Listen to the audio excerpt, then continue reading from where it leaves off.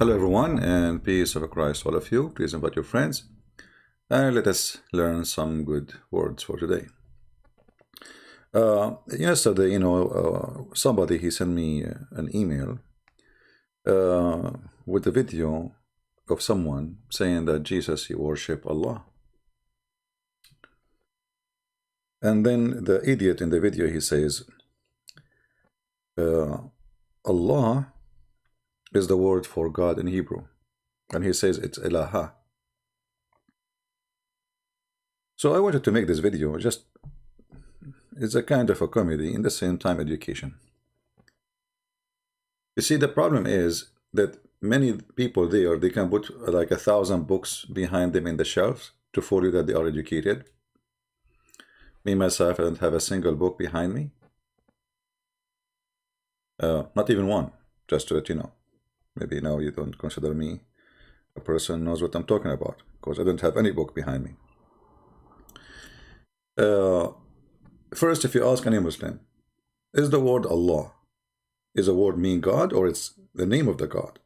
They will say to you, it's the name of God. It is the unique name of God. Okay. If we go and see the word this person he mentioned to me in the Aramaic language, is it a name of God or it's a word mean God? The answer is it's a word mean God. Doesn't matter what God is. And it's not the same as Allah. I don't blame you. Most of you, if you search, there's a lot of propaganda about Allah is the same God in Aramaic. However, actually, me myself, I believe that Allah, the word Allah, is not an Arabic word anyway. And it is something the Arab, they took from other religion, the same as Baal, the same as any other names. But when somebody, he claimed that he is going to teach you and say, Jesus, he worshiped God, calling him Allah. Calling him what? Allah. In Aramaic,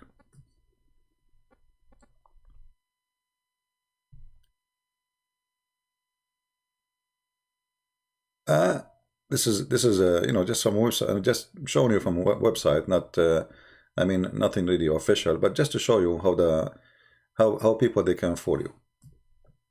Allah, okay, and then the same word is ilah. The last letters, those are a sound. It's like to make it a sound of holiness. It's not even a part of the word.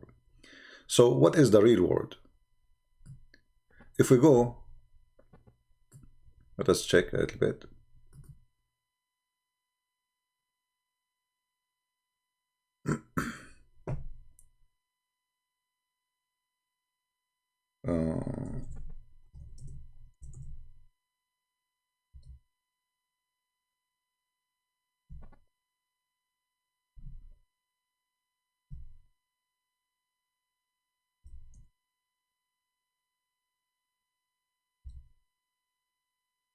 All right.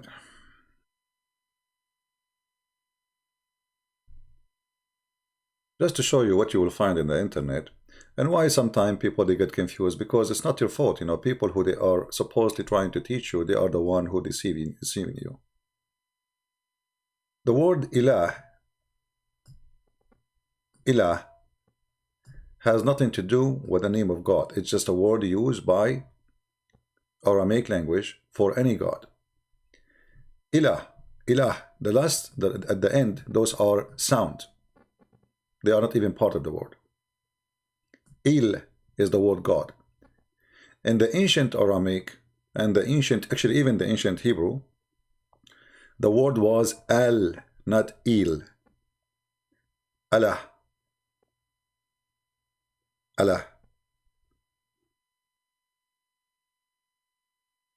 If you go in the Bible, you will find the word Il, as an example, Gabriel, Israel. All those names, they used to be Gabriel, Israel. Let us find you some reference. Give me a second.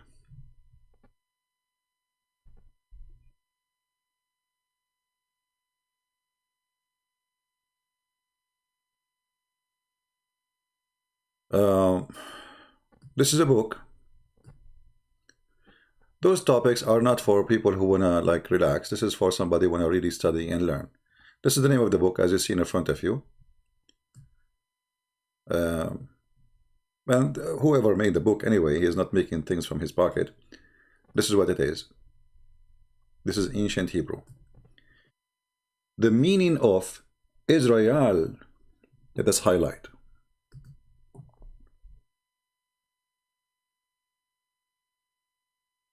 Israel. Israel. You will notice that the last two letters, they are written differently. It is E-L.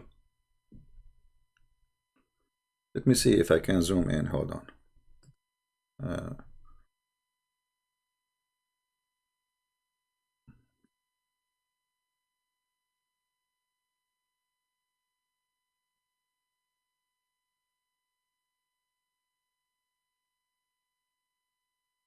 All right, I think this is better. So you can read it better. All right. If you read from the beginning, it's speaking about the God of the Jews and how the language work. All right. And then here it says, it come to here.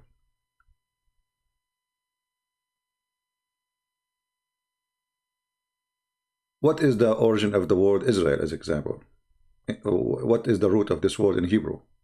Is it really Israel? Like now all of us, we say Israel. Even the name of the country for the Jews, they say Israel. Because this is in the language of the Hebrew today. But in fact, the word is not really the real name, the older name. It was not like that. Everything end with il today in the Hebrew used to end with al. Which means the word il, which means God, replaced the word al, which is God.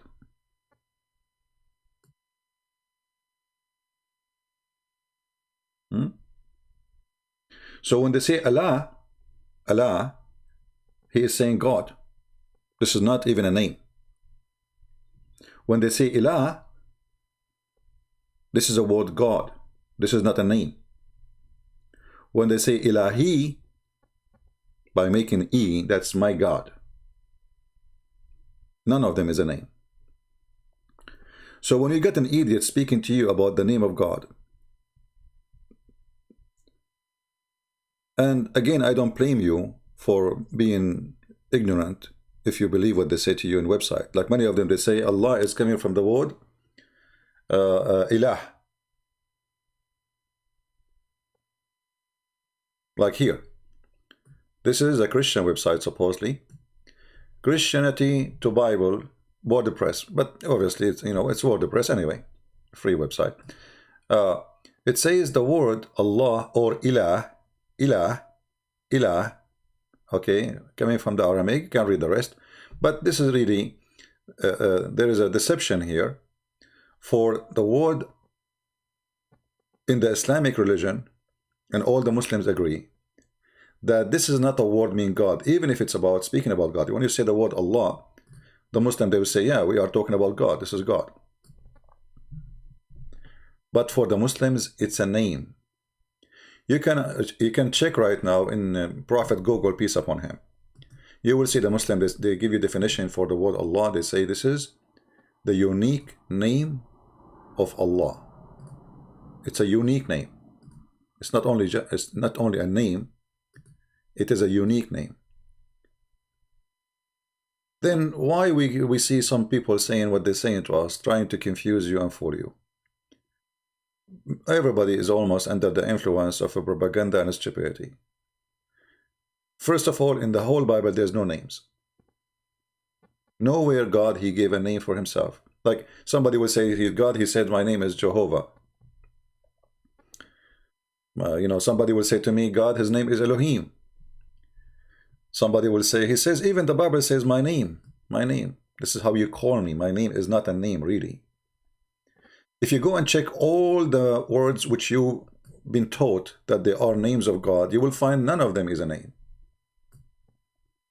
None.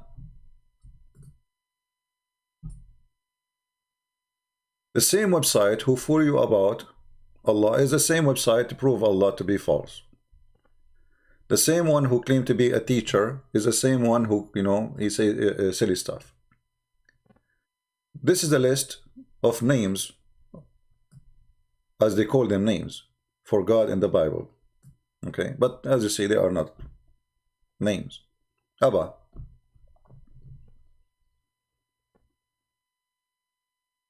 means father.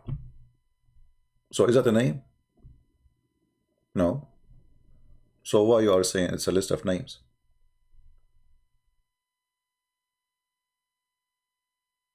Eternal Father. You see here, you see all the names.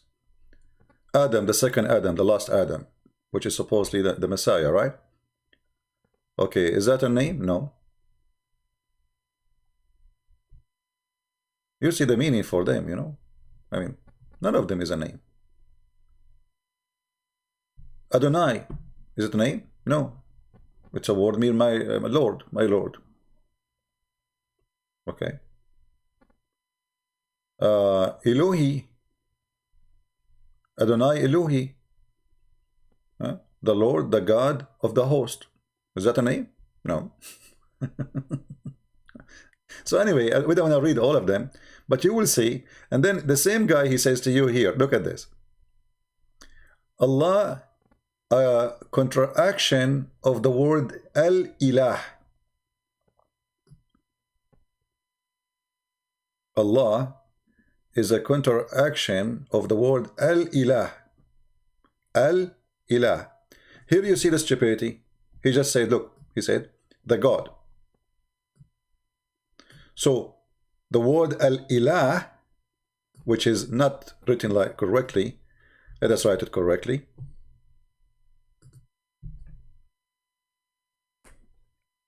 Al-Ilah.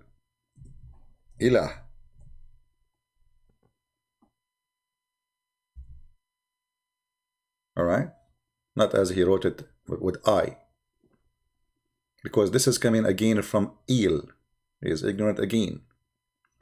So in the new language, the AL present the. In the old Hebrew, old even Aramaic, the word Al present God. Allah is coming from the old language, not the new. No change in it. Because it was a name, you cannot change it. So this word is Al-Ilah.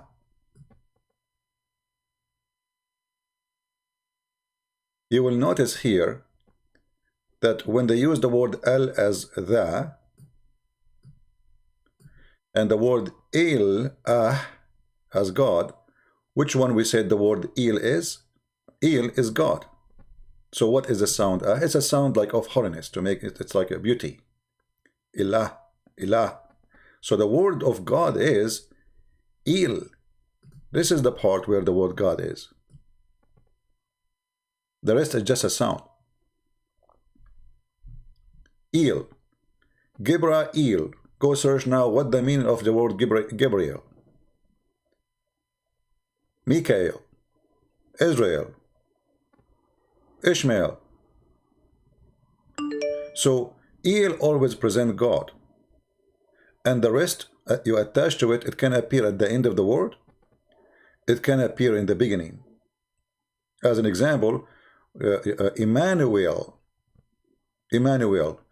The old Emmanuel will be Emmanuel, because in the old Hebrew, the word Al was God, not El. As we showed you in the previous, in the book we open for you here, as an example of Israel, etc. The only change is the AL became EL. So the sound change of the letter A to E. All right. So if we check all the names, or what people they mistakenly they think they are names, you will find none of those are names. There's no names. When God, he says to Moses, go and tell your people, they said, what I will say, what's your name? He said, I am who I am, the one who exists by myself. This is not a name. Even they say, what is what I will tell you who you are. It's not a name.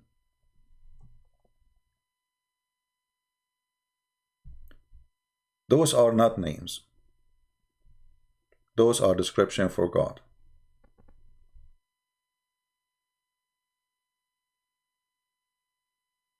All right? Like even when we say Christ, is a Christ a name? Yeah, we call him Christ, so obviously it's a name. But even the word of Christ is not a name. It is a description for the person, what this person can do. Who is he?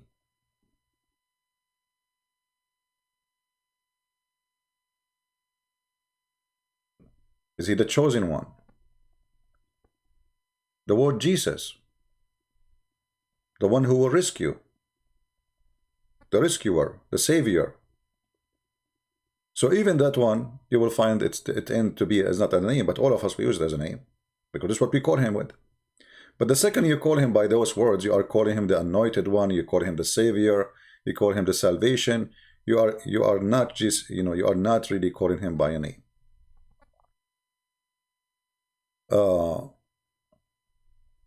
God the Son, and for sure those are Hebrew words. If you read them, for you they sound like a name. And this is the problem, because you are a person who don't speak the language, and it sounds different for you. It sounds like a name, so you think it's a name. All right? It sounds like a name for you. I mentioned many times that in the Bible really there is no really names. Like even Adam is not a name. Ibrahim or Abraham is not a name. Moses is not a name. There's no names. This is a holy book. And this holy book is very deep. So when you say the word Moshe, you are telling the story of Musa, what happened to him, or Moses. What happened to Moses? So right away from the name, oh, this is the person who was almost going to drown. We are talking about a specific person. It's not really a name. Abraham is the one who crossed to the other side. It's not a name. He crossed where? He crossed from the land where people don't believe in God to the land where people will believe in God. He crossed the river. He crossed to the other side. So mistakenly people, they think that those are names when the Bible have no names.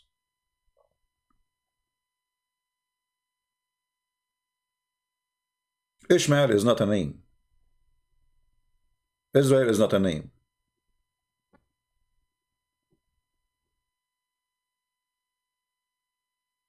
So when you read this is in Hebrew, because this is a language you do not know,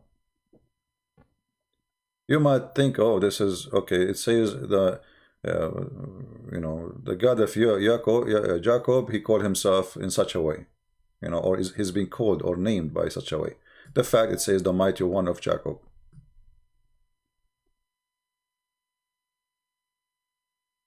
Who is my mighty one? The God I worship. The one who baptized. Is that a name? And you see here you have a pronunciation for them. So many ignorant, they go around in the bushes and they say stupid things. You can go right now, check, search what the names of God, the list of the names of God and their meaning.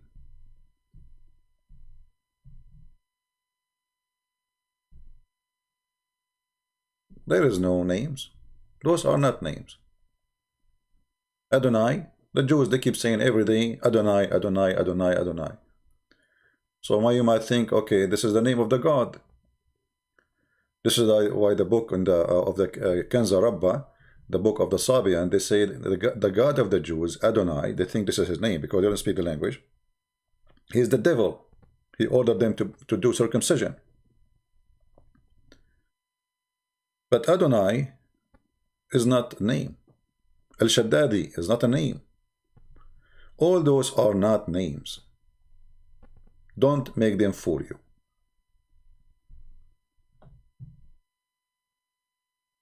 And the reason there is no names, because this God, there's no name can describe him. Do you think really there is a name can describe him? No name.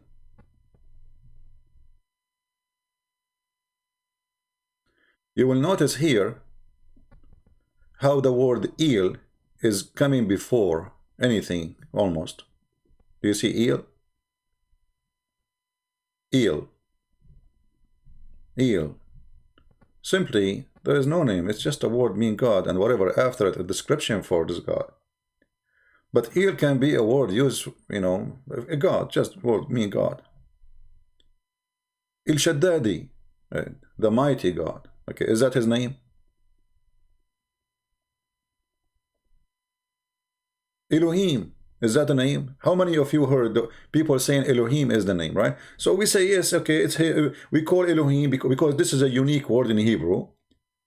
And because it's a unique word in Hebrew, describing certain God, which is our God, we say it's a name, but in fact it's not a name. Do you understand? This is not a name. The second you say Elohim, you are talking about the Creator. And as long as you believe in one Creator,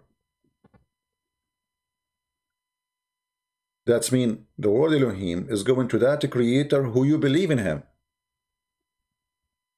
But it's not a name. But how many of you heard people saying to you, this is a name? His name is Elohim. We can accept that, you know, because, okay, we can, the second we say Elohim, that's mean either I am a Christian or a Jew. Correct? So it's a unique name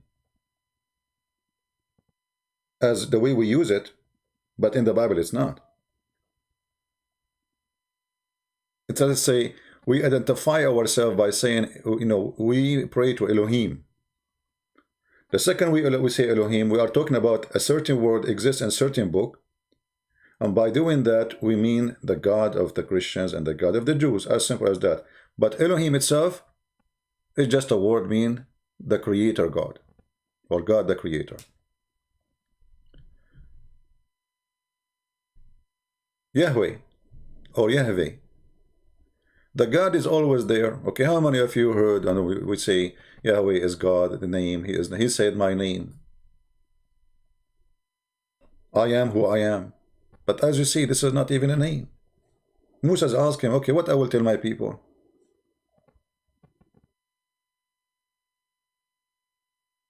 Are we listening?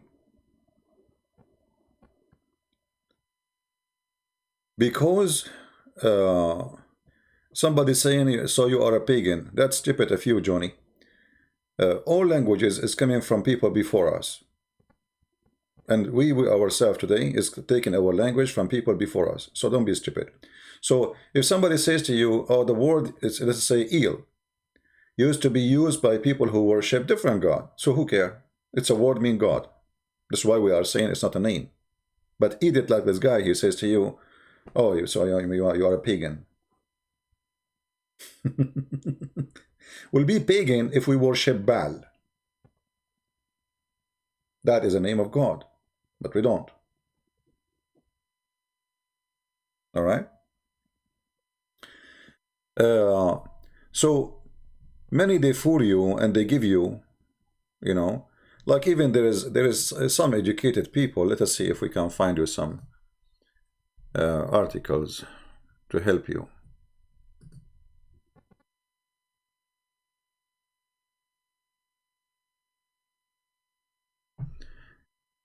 You know, when you do a little search, right away you will find good information and false information. As an example, Il-aha. Il-aha. Okay. How in the world this is have to do with God? Look, he says, Allah similarity, the Aramaic word for God. Allah is Aramaic word for God.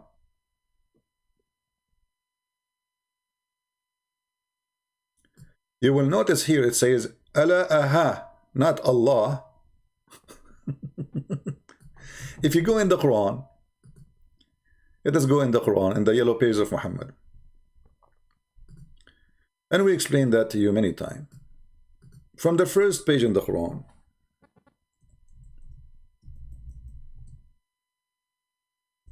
you will notice something very important. Chapter 1, verse number 1 and verse number 2. Both of them, they can explain what we are saying. Just to show you they are ignorant when they say to you, Allah is the same as Allah. You will notice here it says, Bismillahi Rahman Rahim. Now, if we focus a little bit in the word Allah, let us zoom in more so we can make it big for you. All right. You will notice, let us color the line with brown color. And we will make it very thin. You will notice here with me, if you look in the screen, that there is a letter here. I will put it underneath of the letter. You see it? This is the letter.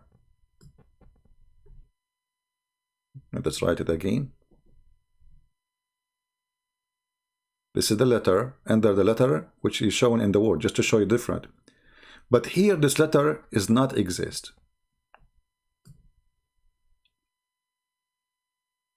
What I mean here, I mean it should be written here. You notice? Do you notice? Okay.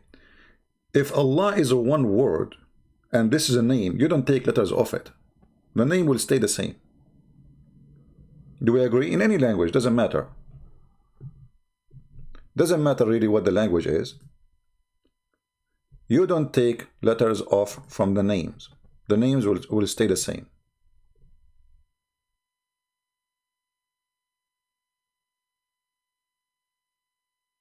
The reason the names will stay the same because they are names. They are not just a word. You cannot add, you cannot take. If my name is a Christian, then you cannot say the letter C from the beginning. That will change my name. It's not the same no more. You cannot pronounce it the same. You cannot say it the same.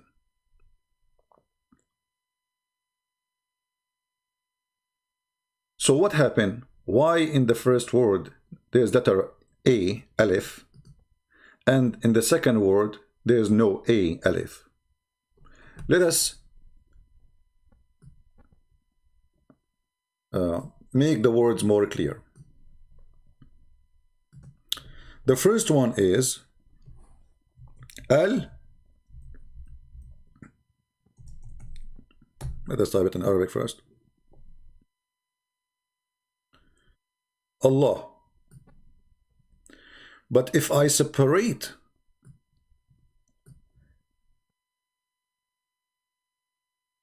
those words, we will find something else. Or let us say separate the letters. What happened? Okay. El La. Let's make a space between them. All right. This is the word in full, but in fact this word is not correctly written. It's Al La. We mentioned to you and we showed you that Israel was Israel. Daniel was Daniel.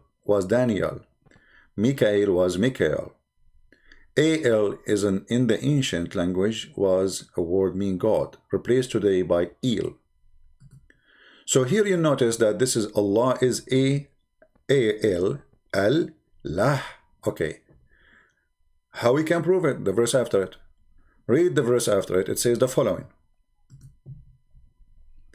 Alhamdulillah. Alhamdu mean thanks, praise, thanks, you know. Li lah. Li, it's not Allah. It's not Allah no more. It might look for you as if it's word Allah. No, as we said, there's a missing letter. By taking that letter off, the word is changing.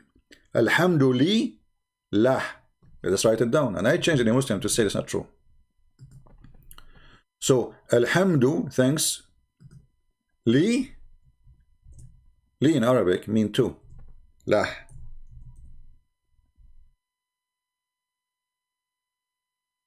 So what happened? What is Allah? Li mean to. Li in Arabic, this first li you see here, let us make an arrow.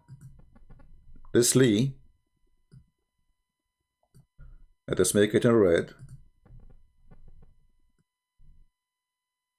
This li is a word. It's not really it's just a letter, but mean to. You add it before anything, you know, like belong to who.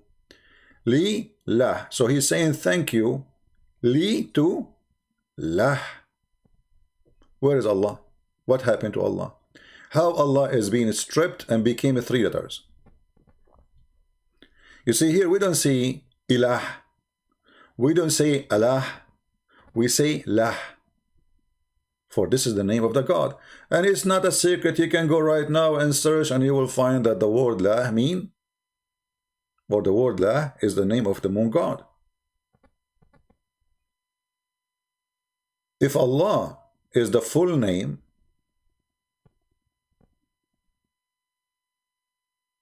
how I explain the full word? I just did. Abby, what's wrong? I just did. I just said to you, Al-lah mean God lah. The word Al, how many times we have to say it? The word Al, guys, how many times I say it? The old word for God is A-L. A-L. So this one here, A-L, is a word mean God. So Al-lah mean God lah. Is it really too much complicated?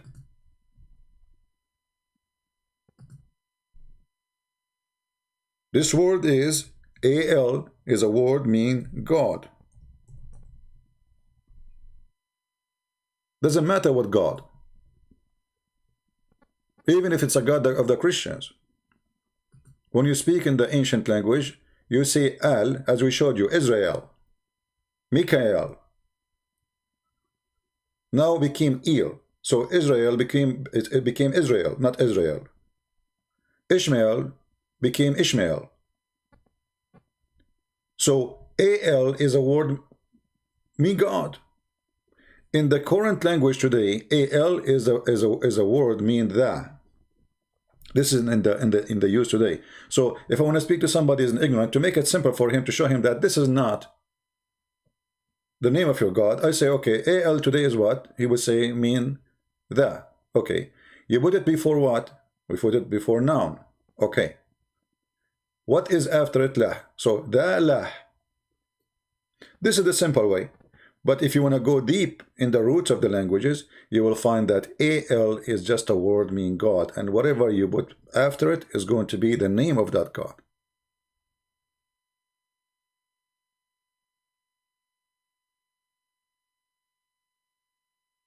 Are we clear? So when somebody come to you and says, "Oh, you are denying the name of God, you idiot," there is no names of God in the Bible. You are just a certified donkey. When Moses says to God, he says, "What's your name? What I will tell my people?" He said, "Tell them, I am who I am," which means the one who exists by himself. Nobody created me. Nobody made me.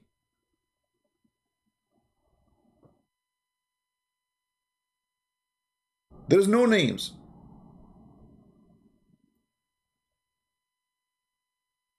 In the top of that, our differences with the Muhammadan is not about a name. Once I was in a village, you know, in the middle of nowhere, I saw a guy, he have a Mercedes sign in the top of his car, and his car is old. I don't know what you know, it's like rusty. And his car is not Mercedes, but you know, he want to make his car look like a Mercedes. So he put the sign of Mercedes in the front, in the top of his engine. But is it a Mercedes? So if the Muslims, for the sake of argument, change the name of their God, they call him Jesus. Even Jesus is not a name. Even Jesus is not a name. Even Christ is not a name. Don't be ignorant. Do you remember the video we played for you before about secret code in the book of Genesis? Do you remember it? Genesis 5.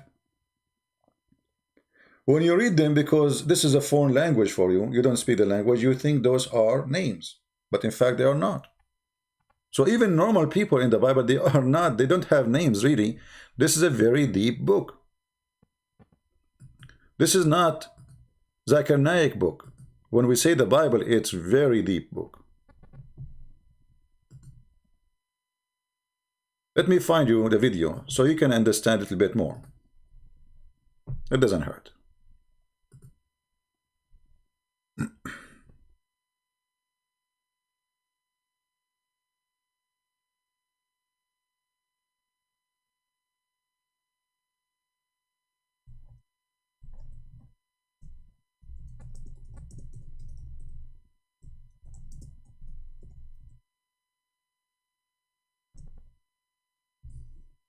All right. Here we go. Give me a second to put it for you on the screen. All right.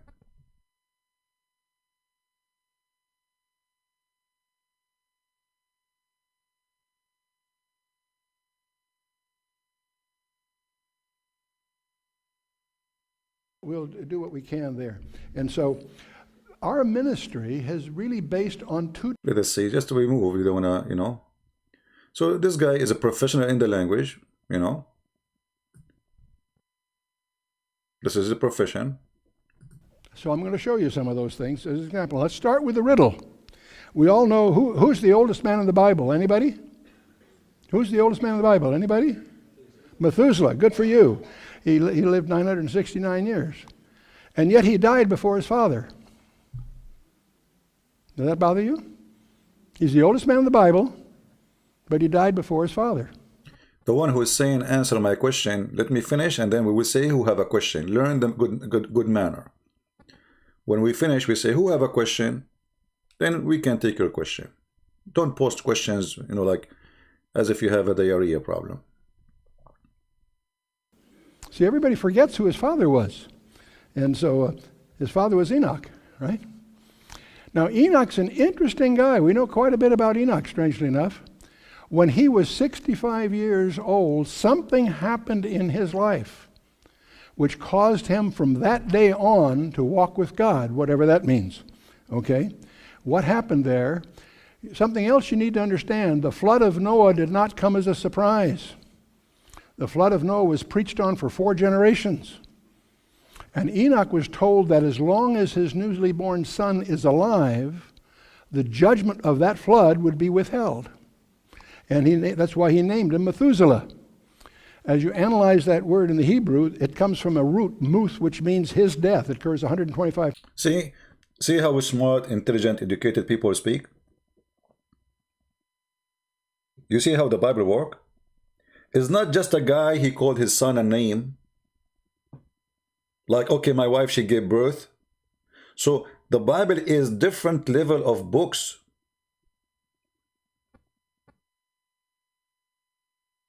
Did you notice what happened now? The son, he was given name based in a promise. It was not a name, okay, him and his wife, okay, what we'll call him now? Call him Jimmy, huh? No. All those are not names. They present a story. They present a situation. They present a case. Times in the Old Testament. And the verb shalach, which means to send forth, to bring or sent forth. The name Methuselah actually means, from the roots, his death shall bring. And it's interesting, as you study your Bible, Methuselah lived 187 years, and then he had a son by the name of Lamech. And Lamech was, when he was 100. Now, if you stop here, okay, Methuselah, okay, it's a name. Lamech is a name. Noah is a name. This is what we know, because those are foreign language for us. This is our ignorance. But in fact, none of those are names. 182, he had a son by the name of Noah. And we know that it was in the 600th year of Noah that the flood came. In other words, Methuselah's life was a duration of God's mercy, but it got to a point when the judgment came. So he fulfilled that prophecy. You girls, can you imagine raising that kid? Every time he caught a cold, the entire neighborhood would go into panic. As long as he's alive, everything's fine. But when he died, the flood came. Now, what's interesting about this is, when you get to Genesis chapter 5, we tend to sort of skip over it. Genesis 1 and 2, the creation, that's great stuff. Genesis 3 is the seed plot for the whole Bible. Genesis 4, the murder, and so forth. And Genesis 6 on is the flood of Noah. Genesis 5 is one of those chapters you have a tendency to skip over.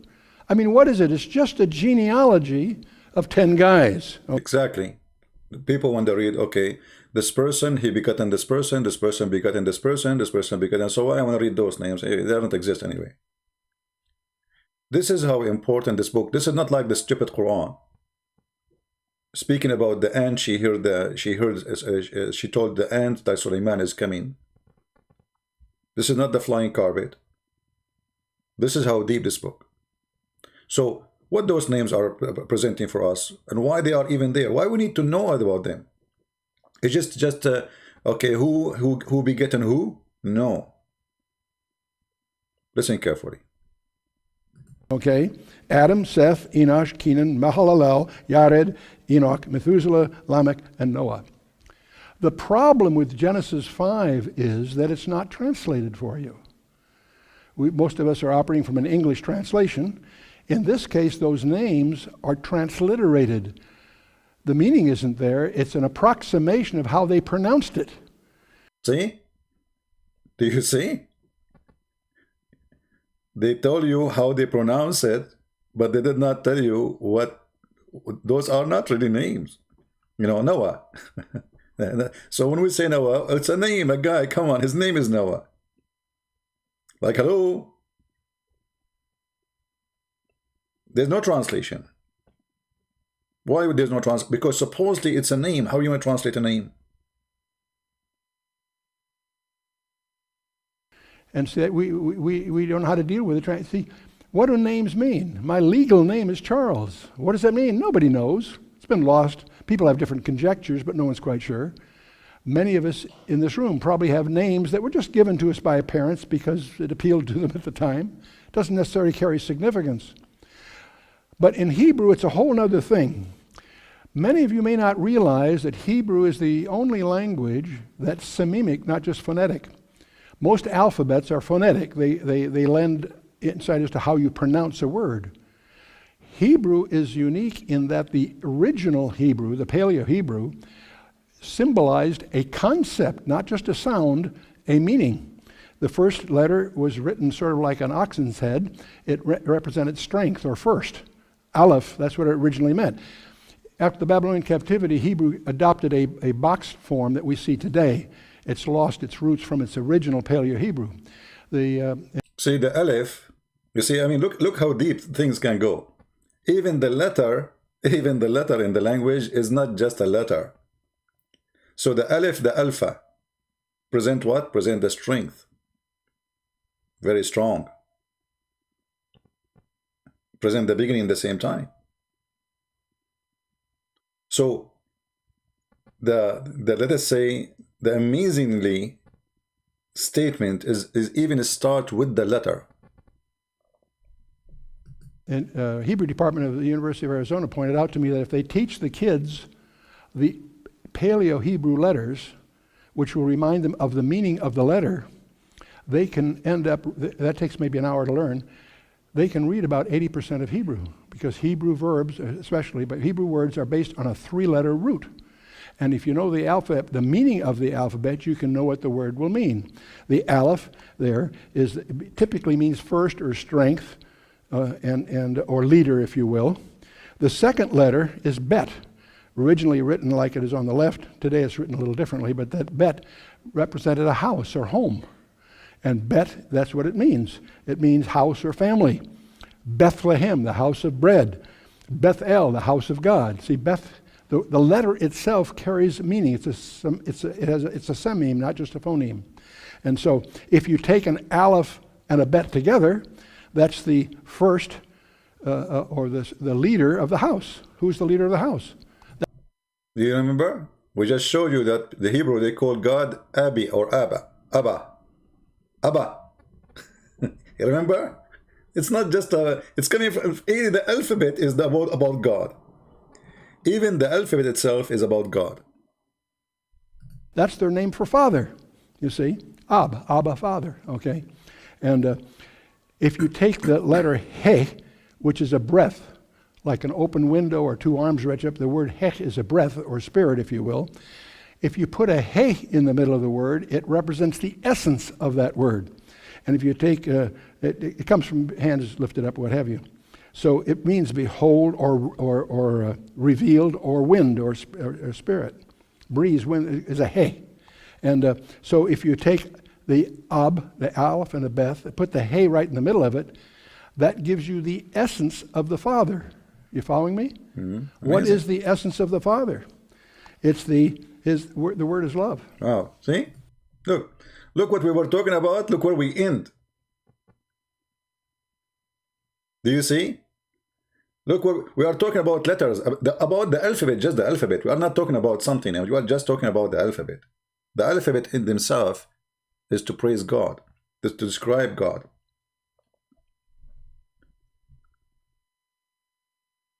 Essence of the Father. You following me? What is the essence of the Father? It's the word is love. Ahab is the Hebrew word for love. See, the point I'm trying to get across is in the Hebrew, the letters themselves carry the meaning, not just the sound. And that's why if you understand that, you can generally infer the meaning of the word from the structure of the letters. And so now when remember Abraham and Sarai, I should say, changed their name. When God changed the name, what he did was, he added a He in the name. He inserted the Spirit of God in their lives. Did you notice what the He mean? Did you remember it said it's a holy? You add like a sound of Allah, Allah, Allah. You see what the H? You remember?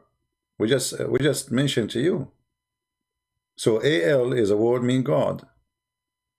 What is the H?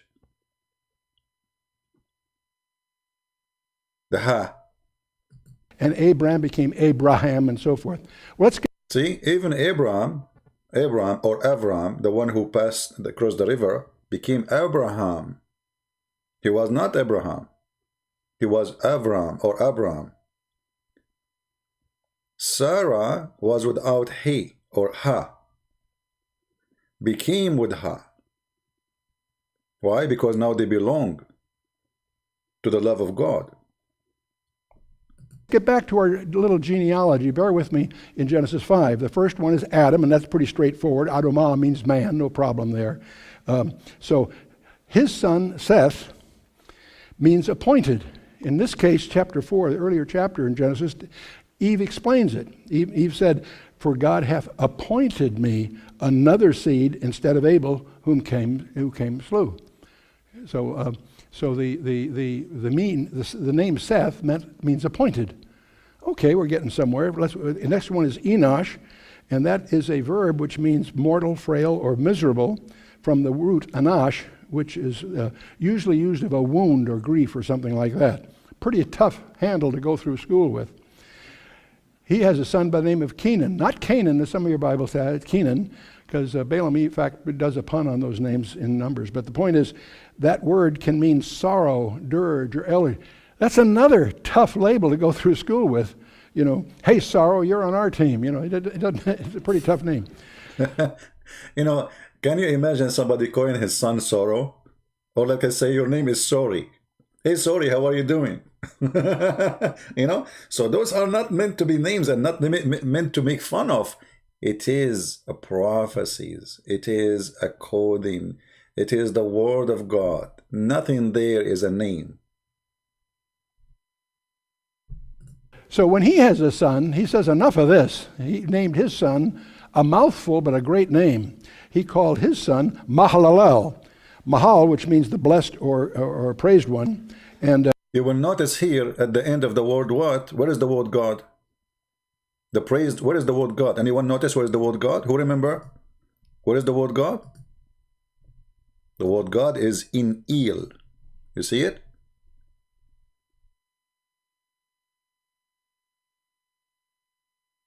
So this part means praised.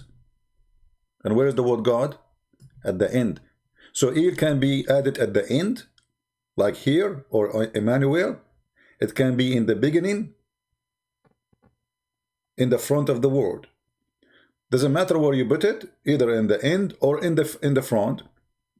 It is a word mean God. Because you might say, okay, where is the word God here? Because what we see only one word, right? And this is why some people are confused. They think it is connected. It is two words. Let us continue. I will pause the video and I encourage you actually to download this video, post it in your channel if you have any. El, of course, the name for God. So Mahalalel, it's a mouthful, but what it means is the blessed God or the praised God. So far, so good. Now his son is named Yared, which is a verb meaning to come down, and there's a whole story behind that. I'll spare you for this particular discussion. And he has a son by the name of Enoch, which we mentioned already, but what does the name Enoch mean? It turns out it's an academic term. It means commencements or teaching, if you will. And Enoch, of course, as I said before, had a son by the name of Methuselah, and of course that was his death shall bring, and that was the year when he dies is the year the flood came. We went through that. He has a son by the name of Lamech, and this is a case where the root is still available to us in our English. The root there, we see it in lament or lamentation, and Lamech means despairing. It's a root that implies despairing. And Lamech has a son by the name of Noah. How many of you have heard of Noah? I have about 60%, Graham. That's scary. Okay, I'm kidding, of course. Okay, Noah. So it's derived from the Hebrew word nacham, which means to bring relief or comfort. In fact, the comfort or rest is what the term implies. And in fact, his father he calls his name Noah, saying, "The same shall comfort us." The name Noah means comfort or rest. Okay, so this is the name of Noah. You see it? Noah is not a name. It's a prophecy about what would happen with this person. You notice? Each one of them, his name turned to be not a name. Not a single one, including Adam. So you've been with me so far. We have a genealogy here then of 10 people. Adam, Seth, Enosh, Kenan, Mahalalel, Yared, Enoch, Methuselah, Lamech, and Noah. Let's not transliterate it, let's translate it. What do those names mean? Well, Adam means man. Seth means appointed. Enosh means mortal. Kenan means sorrow. Mahalalel means the blessed God. Yared means shall come down. Enoch, teaching. Methuselah, his death shall bring. Lamech, the despairing. And Noah, comfort or rest. Man's appointed mortal sorrow. But the blessed God shall come down, teaching that his death shall bring. Whose death? God's death. Man is appointed mortal sorrow, but the blessed God shall come down, teaching that his death shall bring the despairing comfort or rest. Aren't you astonished? Isn't it amazing? The blessed God shall come down, and his death, his teaching, his death shall bring despairing comfort, rest. So when they say to us, where is Jesus, he will come? Where is Jesus, he will die in the Old Testament? It's in front of you from the beginning of the book. The names in the book, they witness to Jesus.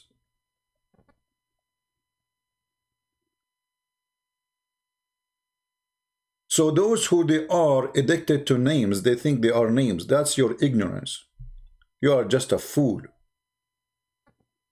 And the stupid person, he sent me even an email saying the F word to me. This is how filthy some people are, trashy, ignorant.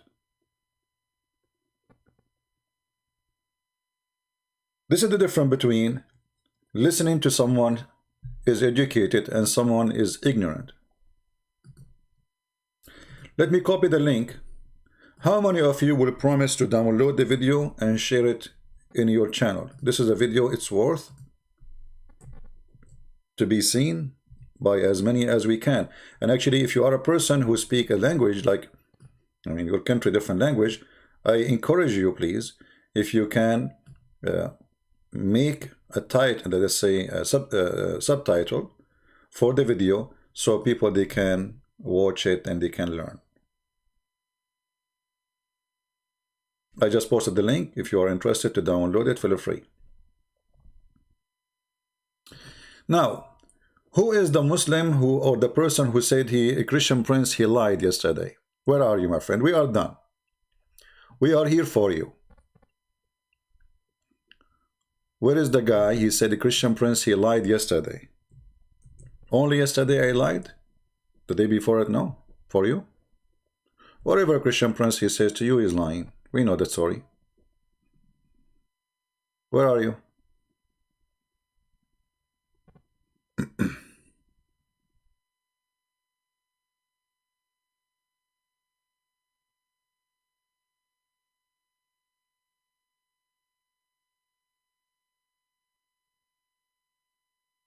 So, you know, don't be shallow.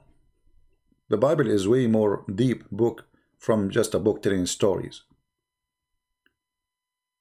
Everything, every word in the Bible you think it's a name, it's going to turn not to be a name.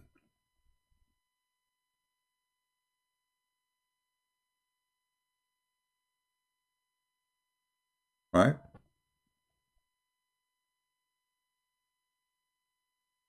Where is the ones who have a question? So when we ask where is the questions, nobody. When we are busy speaking about something else, people, they pose questions.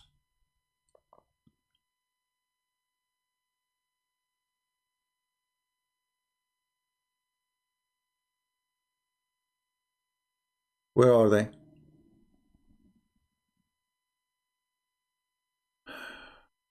Tell us about Allat al-Uzza. No problem. Let us go to Allat al-Uzza. Again, this is the link for the video. Please download and share.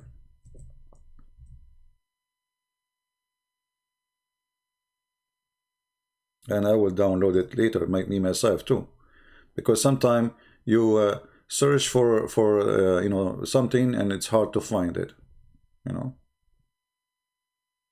All right, let us go to Allat and Al-Uzza. And actually, good you asked me about this topic, because this is connection with the names.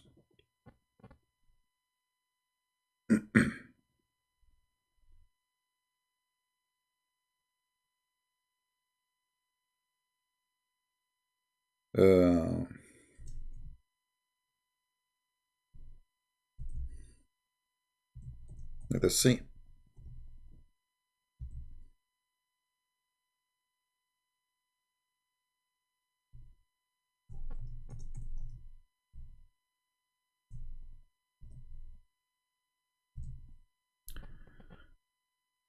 Let us go to the Quran, chapter 53.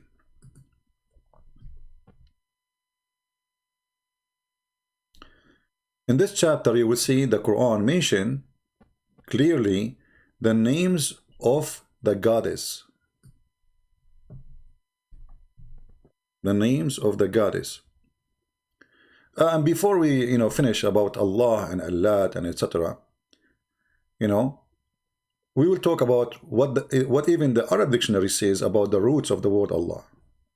Just remind me of that. Have you seen Lat? Here this says Lat. What Lat? Do you notice the translator, he did not say Allat and Al-Uzza? What happened to Al-Uzza?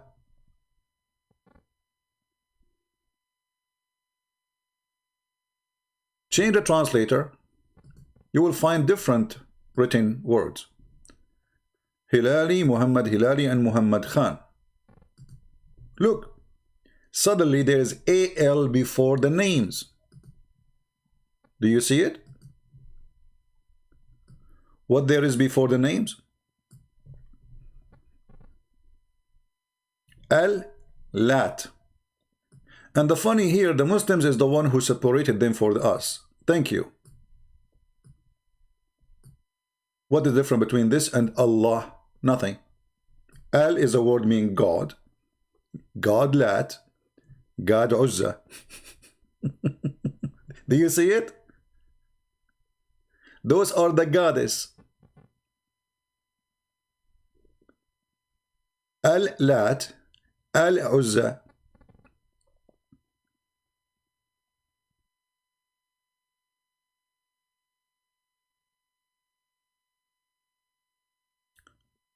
And here they did not say the word Al to Manat, because already he repeated the word God twice. So the third one do not need to say and Al-Manat.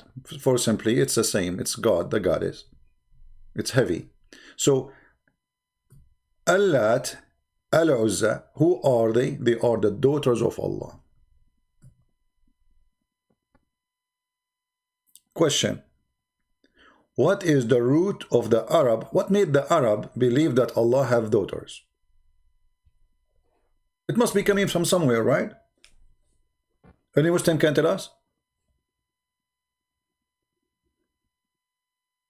Let me open my Skype, my my Paltalk. Give me a second. And by the way, I'm frozen cold because my heater is off. That's why I was late actually. I was trying to heat the house before I start. My heater is from the rusty time of Muhammad. So when you turn it on, it makes a lot of noise. You think there is like a truck inside the house. Let us open Paltalk. All right. If there is any Muslim who tell us why and what made the Arab think for a second that Allah have daughters.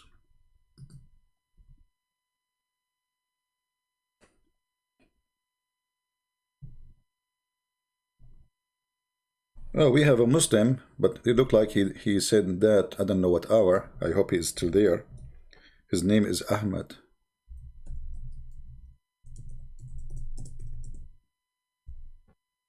Let us give him a call. We hope he's still online. It says he's away.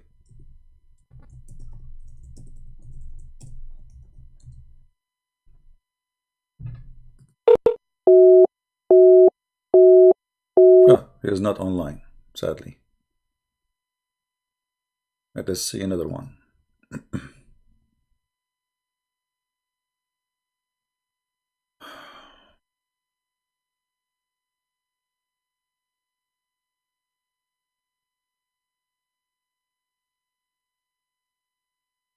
Another scammer.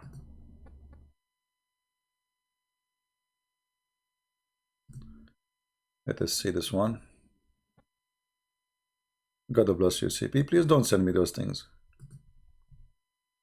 I am Muslim. Let me address your question about Allah. Ah, okay.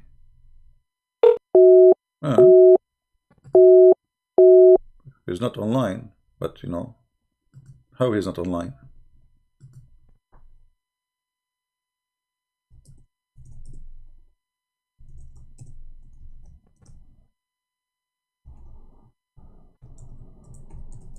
And he just sent me the message. Weird.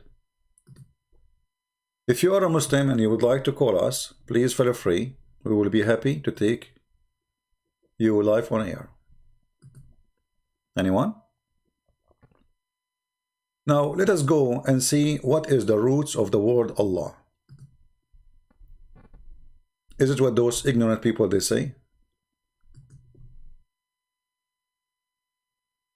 And surprisingly, I'm going to show you what the Muslim books says. Not me.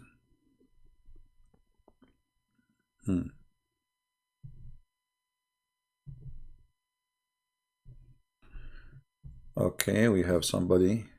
Ah, Mr. Ahmad, he is here.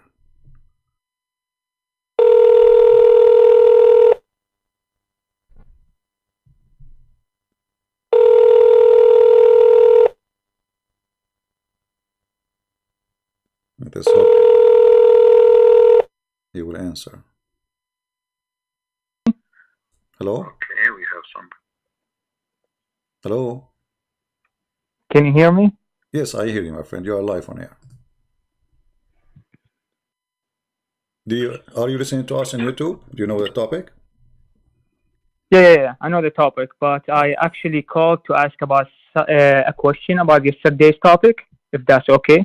Question about what? Yesterday's topic. No problem. Go ahead. Okay, so it's about, because I actually saw the whole thing yesterday, so I don't know about this topic. So I'm asking about the first 5 minutes, which is أو كظلمات في بحر لجي يغشاه موج, if you know what I'm talking about.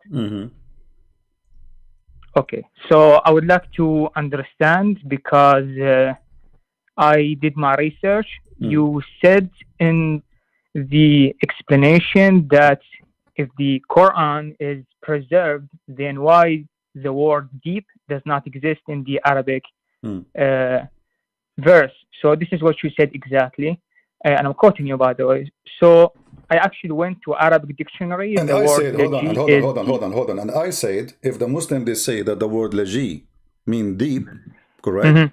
I said that too, right?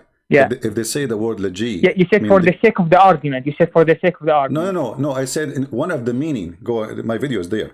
If they say one of the meaning is laji, the video is still there. Is deep. Yeah, I know. No, okay. You said okay. For the sake of the argument. So when you quote me, quote everything. Don't quote just only what you like. Go ahead. Yeah, you said, but you interrupted me. I was actually gonna say you said also for the sake of the argument. No, no. So I went to the Arabic dictionary. For the sake of argument, I said one of the meaning. I said one of the meaning is. So is one of the meaning is. Go ahead. Yeah. So one of the meaning in the Arabic dictionary for laji is deep. So it actually can be deep for the word laji. That's what I said. If you said for the sake of the argument, even if we say the word laji is for deep, we have another issue. So the word deep if they can say be in the, for in the word dictionary, laji. in the dictionary. Okay, let's go. You see, first of all, have you ever seen a sea is not deep? What? Have you ever seen a sea is not deep? What do you mean? I'm talking about the verse. I'm talking about the verse too. It says Bahr. Bahr means sea. Yeah. Okay. Have you ever do you need to say deep sea when the sea is deep anyway? Does it say? Sir, we are not talking about the obvious. No. We are talking about. No, hold on. It says Bahrain Laji, which mean a crazy wavy sea. Otherwise, if you are saying that this, it doesn't mean wavy only. It means deep too. My friend, no. If you say that, okay, let's read the verse. Does the verse describe a storm or no? No, it doesn't describe a storm. Let us see what translation you are reading from. I'm reading from Mufti Taqi. Okay, I will go there. Let me find it so we can be reading the same Mufti. Look like they don't have it here. Mududi Mufti. Can we? We can just read the verse in Arabic if you want. No problem. You don't know Arabic. I heard you. This is not Arabic. No, I am an Arabic speaker. Okay, read it for us. That's wonderful. Read it for us. Go ahead. Okay. أو كظلمات في بحر لجي الجي يغشاه موج من فوقه موج من فوقه سحاب ظلمات بعضها فوق بعض إذا أخرج يده. Stop. So موج من فوقه. What does that mean? Go ahead.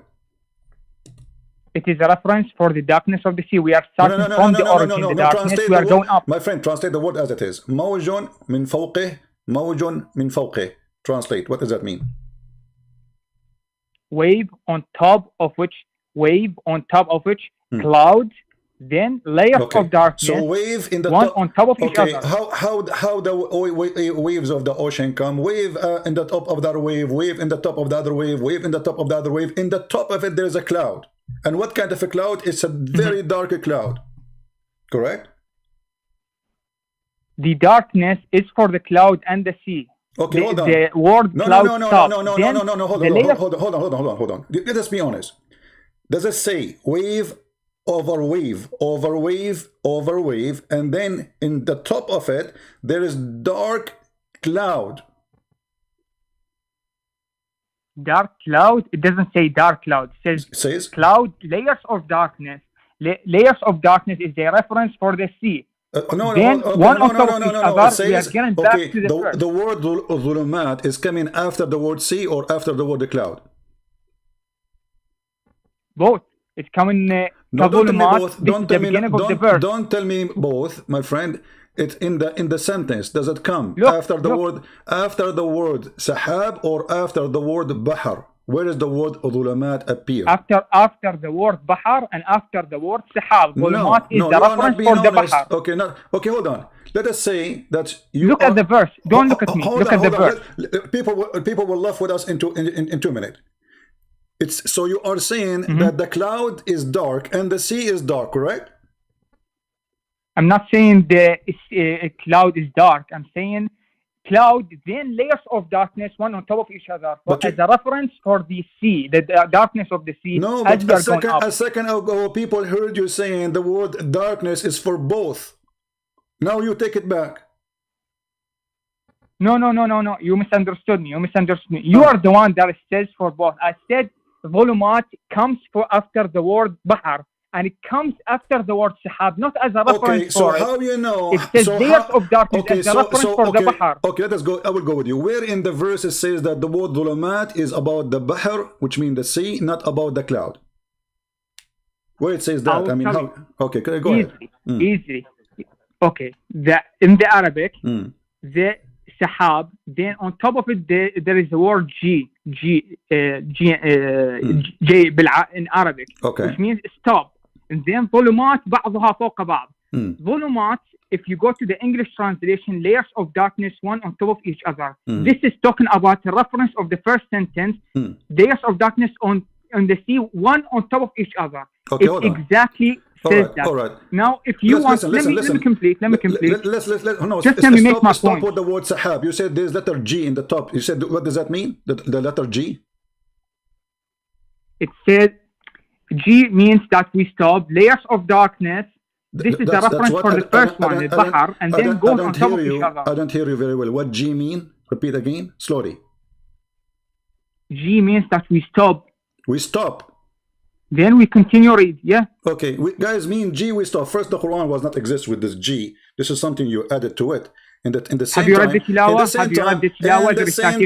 In the same time, let us say stop. You said we stop. You are the one who said the word stop, correct? Yeah, okay. I agree. So he continues saying darkness in the top of darkness, and then you will see it says ظلمات بعضها فوق بعض.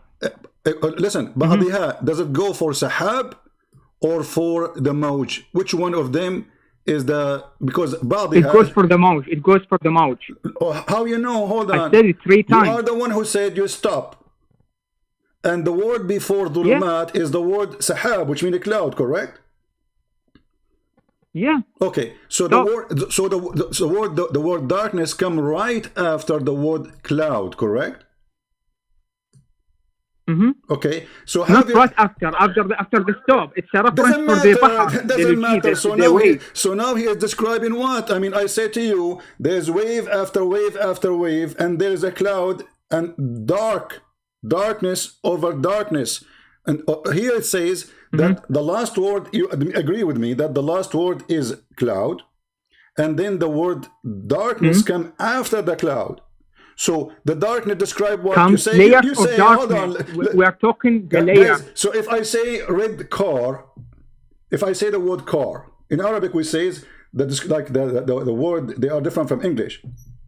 So we say sayyara hamra, correct? So the word sayyara mean a car, and then the word red come after it. In English is different. You say that the color first, and then you say you are describing what? So you said red car. So in Arabic it says car red. So here it says sahab dark, cloud dark. So how in the world you come to the conclusion that this is about the wave, and what the connection between the cloud, and you said this is not about the stormy weather?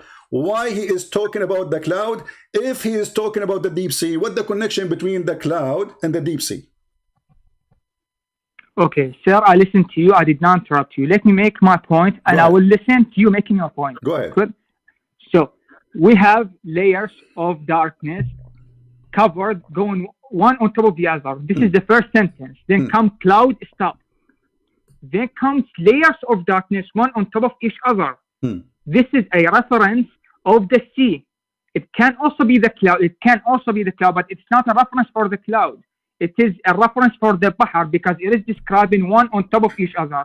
Then it says deep darkness are layers on top of each other. This is the translation English, not me speaking subjectively. Then the second reference for my claim is the last statement of this verse. وَمَنْ لَمْ يَجْعَلَ اللَّهُ لَهُ نُورٌ فَمَا لَهُ مِنْ نُورٍ, which means that and whom God did not make light has no light. All right. Which means that this is a reference for the first one. We have no light in the darkness of the sea. We are going up. Sahab, stop. Layers of darkness describing the beginning of the sentence of the Bahr. And this is perfectly normal. There is no contradiction here. So I will let you speak. All right. So guys, this is what our friend he present to us. But look what he just did. He just confirmed what I said, because the Quran speak about the darkness, this darkness, and he connect the word cloud with it. If I am a person speak about science, all of us, we knew that even if the sun is there and there's no cloud at all, and even if you live in the Sahara Desert, and if you go deep in the water, thousands of feet, there's total darkness. So the word Sahab have nothing to do, which means cloud. Cloud have no effect in the deep sea. So either you have to say that Allah mistakenly, he mentioned the word cloud because it have nothing to do with the deep sea, or you have to say Allah, he mentioned it because it's affect the darkness.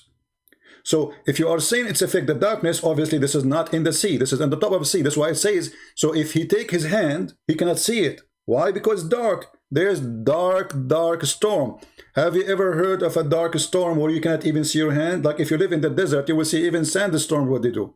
So it's so dark because the cloud will make the sun disappear. This is why it says min fawqihi sahab dhulumat ba'daha fawqa ba'd. So ba'daha as a fame word go to what? To the sahab. The sahab is the female, not the mawj. So if we want to say the mawj, we will say, well, the mawj dhulumatahu, correct? You speak Arabic. I believe maybe you do good. So dhulumatul mawj or sahabun dhulumatu ba'daha, not ba'dihi, ba'daha fawqa ba'd. So obviously here is speaking about the cloud in the top, because there's no connection first with the deep ocean sea and the darkness of of the cloud, because there's a cloud or not, still is going to be deep, dark. You cannot see anything. And here you will see if he left his hand, why the human being he live inside the sea? Do the human being. God here is speaking about a human being. Do a human being. He's a fish, he's a whale who go dive in the sea? No. So the one who is the one who will stretch his hand, it's a human, if a man. The man usually, my friend, he don't live in the sea, as I know. He can live in the top of the sea in a boat. He can live in the land, but we never saw like a person who go down in the sea and he stay there forever. So if a man he stretch out his hand, he hardly can see it. You do not need to stretch it, my friend, to see your hand, but because it's so dark, which means there's no light, it's totally isolated. Even if you stretch your hand as a human, not as a fish. So what the connection between the cloud and the deep sea? Go ahead. Okay. So first of all, I believe that, let us assume that you have read the Quran. Let us assume that. So the Quran, by the way, I'm speaking, you speaking, you might agree, you might disagree. People will judge, of course. No problem, sure. No problem. So the Quran, when you read it, it has a language in a way that it goes speaking, then go backward in the sentence, explaining it, then go forward without contradiction, just explaining the second sentence and moving on forward, backward, like that. This is the language speaking of the Quran. If you do speak Arabic and read the Quran, like some chapters, you would understand what I'm talking about. So this is what we know when we read the Quran. It has this language of going backward and forth, back and forth in describing the first adjective of the sentence and what refers to what. Now I told you that G on top of the sahab is a stop. Okay. Now if you say volumat alone, I agree with you. But it says volumat بعضها فوق بعض. بعضها فوق بعض, explaining the mawj min fawqihi mawj of the first one. It is explaining the darkness of the sea, which says explicitly mawj min fawqihi mawj. And the second one, after the stop of the sahab, it says volumat بعضها فوق بعض. So it is explaining the darkness of the wave as we go down, but we are beginning in the sentence as we are going up. This is perfectly normal as an Arabic speaker. And this confirms with the last one, saying, وَمَنْ لَمْ يَجْعَلْ لَهُ اللَّهُ نُورٌ فَمَا لَهُ مِنْ نُورٍ. It says, and God that has not made light for those who don't believe, the disbelievers, he has no light. It explains the first sentence, while it was at the last. So this is the language speaking of the Quran. All right. But now, you see, let me make one more point. But you see, just one point. Just one point. You see the word badaha? I did not interrupt you. Just let me say this very short. No, I want you to explain it. I'm not going to talk. Do you see the word badaha? The badaha, how the word badaha goes back to the mawj. Yeah. It goes to the mawj. How? That's what I said. Is badaha fit with the word mawj? Do we say mawj, badaha fawqa badaha? Okay. Mawj min fawqihi mawj. In the translation, waves on top of each other. Then after the G, volumat بعضها فوق بعض. Even the listeners can distinguish the similarity between them. فوق بعض, بعضها فوق بعض. My friend, are you referring to the mawj, the second mawj? You're not listening. In the correct Arabic language, do we say mawj بعضها or بعضه? If the word badaha goes what do you mean? I didn't get it. What do you mean? If we want to say this mawj, the word mawj, you see in Arabic we have a female word, we have a male word, we have word with which male and female, etc. So if I want to say mawj, there's mawj and there's mawja, correct? Okay, what mawja? What is the difference between mawj and mawja? I don't know. For me, there is no difference. Mawj, mawja. No, why you add T at the end? What this T? T, A, you mean A. Hamza marfu'a. What Hamzi? What Mawja? Mawja with haraka. Yeah. Hamza on top. Mawja. So if I say, okay, let's say I want to say qit, I say qitta. What is the difference between qit and qitta? Male and female. Okay, so what the difference is? Male and female. Okay, so when we add this word, when we add that letter at the end, we make it female. So is the word mawj here is a female word or male word? I don't get it. What do you mean male and female? Wave, we are talking about the wave. Do ba'daha go to a male word? بعضها. Yeah. It is explaining mawj min fawqihi mawj. Okay, but that's what I'm saying. Do the word I'm talking about the layer. Is the word mawj? What layer? What is the word layer? It says, you see, it says ba'du, even for both, it says mawj min fawqihi mawj. How that explaining that? So listen carefully. Ba'duha is about each other, right? In the top of each other, correct? They are like coming. All right. But here it's coming to describe a female word, not a male, and the word mawj is not a female word. Same time, you did not. You did not answer anything. You didn't This answer is not the anything. explanation. No, you see, this is your explanation. No problem. You see, I will go with you, by the way. After the No, G, no, my friend, after the my G, friend, it my is friend, explaining my the friend, layer. my friend, In my the friend. first one, there is layer. My friend, actually, your call for me, I want to say thank you first for calling me. Honestly, you made my day. Because look what happened. Allah, according to you, He knew about the deep sea, correct? Okay, yeah. All right. If we go 2 verses after, we will see Allah, He claimed that there is hail which is coming from mountains in the sky. So Allah, the Coming from scientist, mountains from where? from the sky. You speak Arabic. I do not need to translate for you. The verse in front of you, go ahead and read it. Okay, can you give me the reference? Where is the reference? 2 verses after, verse number 43, the same chapter. We are not jumping anywhere. We are talking about Allah who know nature. Thank you very much for calling me. So if Allah, He knew what is inside the deep sea, there's no way He do not know what is inside the deep sky. Have you ever heard of a God? He believed that there's mountains of hail, and this is where He break hail from it and He sent it down to earth. Yes, where is the verse? I just I'm go here. trying to see where you are quoting exactly. My This is the first friend, time that I'm hearing verse what you're saying. number 3. Verse number, sorry, 43. Just 2 verses after. 43? Yeah, 3. Wait a minute, let me open it. The verse we were talking about is number 40. If you go verse number 41, then verse number 42, then verse number 43, you will find the verse which is funny. So Allah is scientist. Allah, He knew according to you what is inside the deep sea. Christian Prince, he got it wrong, according to you. Can you accept that Allah, which I did not, Allah is an ignorant? How does God, He knew what is inside the deep sea, that it's very We're talking dark? about the deep sea. The deep sea, you just said. Listen. There is no problem with the deep sea. So now you're bringing another Let us not verse to to go prove backward, forward, talking over each other and mean nothing. You made your statement. I made my statement about the deep sea, and people will laugh. Now, exactly. Let's not talk about another verse. No. Wait. I know what you mean by don't run away, because if Allah, He knew the deep sea, He should not run away. I'm okay. sitting there. So okay, read the verse. What kind of God He do not know where the hail is coming from? I'm trying to open the verse, sir. All right. I thought the verse in front of you. You are reading for me the same chapter. Why you need to open it?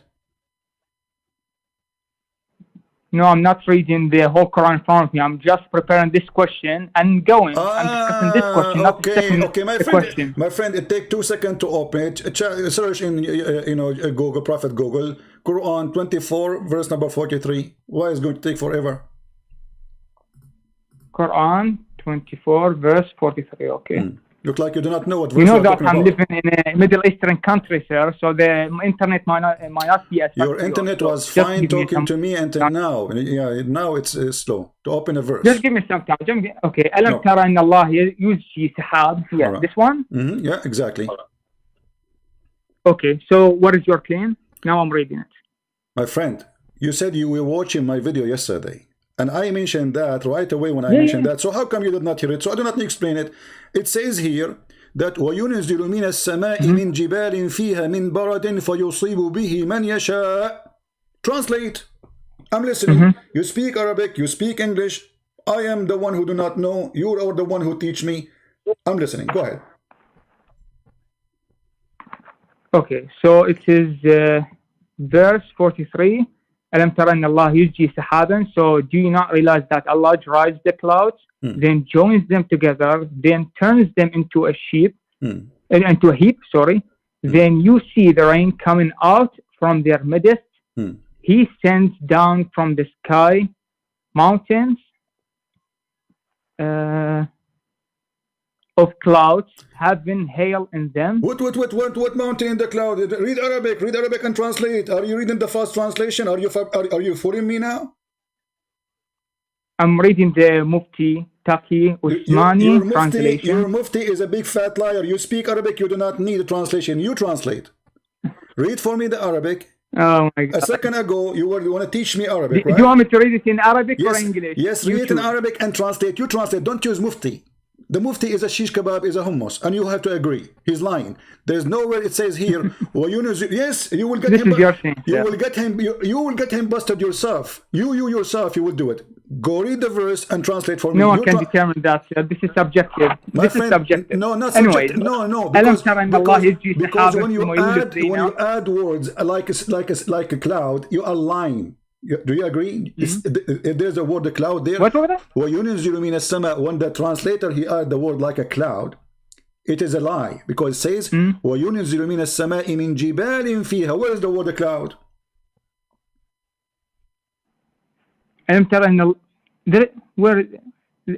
أن الله يزجي سحابا ثم يولف بينه ثم يجعله ركاما فترى الودق يخرج من خلاله وينزل من السماء من جبال فيها من برق يصيب به من يشاء ويصرف عن من يشاء يكاد السنة برقه يذهب بالأبصار. I don't see any sahab here. Exactly. So why your mufti saying the word like a cloud, like mountains? Where is getting this from? So now I'm asking you, does it say? I'm saying the cloud means mountain. I'm saying the cloud means mountain. My friend, yes. I'm saying that. Yeah, you're from the translation you were reading. No. My friend. Translate for us. No. Does it say? I'm just reading this to you. There is no cloud. Don't waste my time. Does it say that Allah He sent down from the sky, from mountain in the sky, hail? Does it say that? Yes, it says that. من السماء من جبال. Yes, right. It says. So, guys, our friend here agreed. Thank you for being honest. That Allah claimed that there is mountains of hail, and Allah He sent hail from those mountains in the sky. So, how in the world Allah He knew the deep sea, but He do not know how hail is made? How such a mistake? What do you mean He does not know how hail is made? I just proved to you through the language of the Quran, the first verse of the deep of the ocean. Now we are going to a second one to prove no relation between the first one. My friend, you proved to me nothing. You just agreed that Allah He said that Allah He sent hail from mountains in the sky, correct? This wasn't the question. We are talking about the deep sea. You just changed the subject without any consent. According to you, Allah is smart in the deep sea. He is dumb in the hail. That's what you are saying. Listen to me. Okay, hold on. You see, I told you. You told me that you are calling to talk about this topic, right? And this is the topic. Allah He knew what is inside the sea, and Allah He knew what is inside the sky. So how Allah He knew? If Allah He knew what is inside the sky, you try to defend the stupid verse in the Quran that Allah He is speaking about the deep sea. And then the second we ask you how Allah He believed for a second that there's mountains of hail. How you can explain the stupidity here? Have you ever heard of a God He says such a stupid thing? It doesn't say that God doesn't know. Don't lie. It doesn't say that God doesn't know. No, it doesn't say that. It says He knows. It says He knows. It says He knows. He knows where the hail coming from. I'm asking you, is hail coming from mountains in the sky? It is coming from the cloud. Yeah. No, not from the cloud. Don't lie. You are the one who translate. You are the one who said yes. It says from mountains in heaven. Yeah. Okay. Yeah. What's wrong with that? So where is hail coming from? From mountains in heaven. And you are saying to me what's wrong with that? So you believe as a Muslim that there is hail of mountains in heaven, and Allah He sent hail from it? Okay, so let me explain to you. ألم ترى أن الله يجري سحابا. It means that Allah. So I know it's only in Arabic. So let me put that in the translator so that I can paraphrase it for the listener. يولف بينه ثم يولف بين. I don't know what that means in English. He composes it. This guy. He collected together. He put it together. Okay, and. No, I didn't put it together. I'm just knowing the word in Arabic. I'm not know how to translate for the viewers in English. I'm telling you what the word means. You said you do not know what the word means. I just told you what the word means. Okay, so I'm asking you now. When Allah He says, and Allah He sent from the mountains, and you agree, from mountains in heaven, He sent hail down. Is that an accurate statement? Yeah. Or it's a stupid statement? Do we have mountains of hail in heaven, flying in heaven?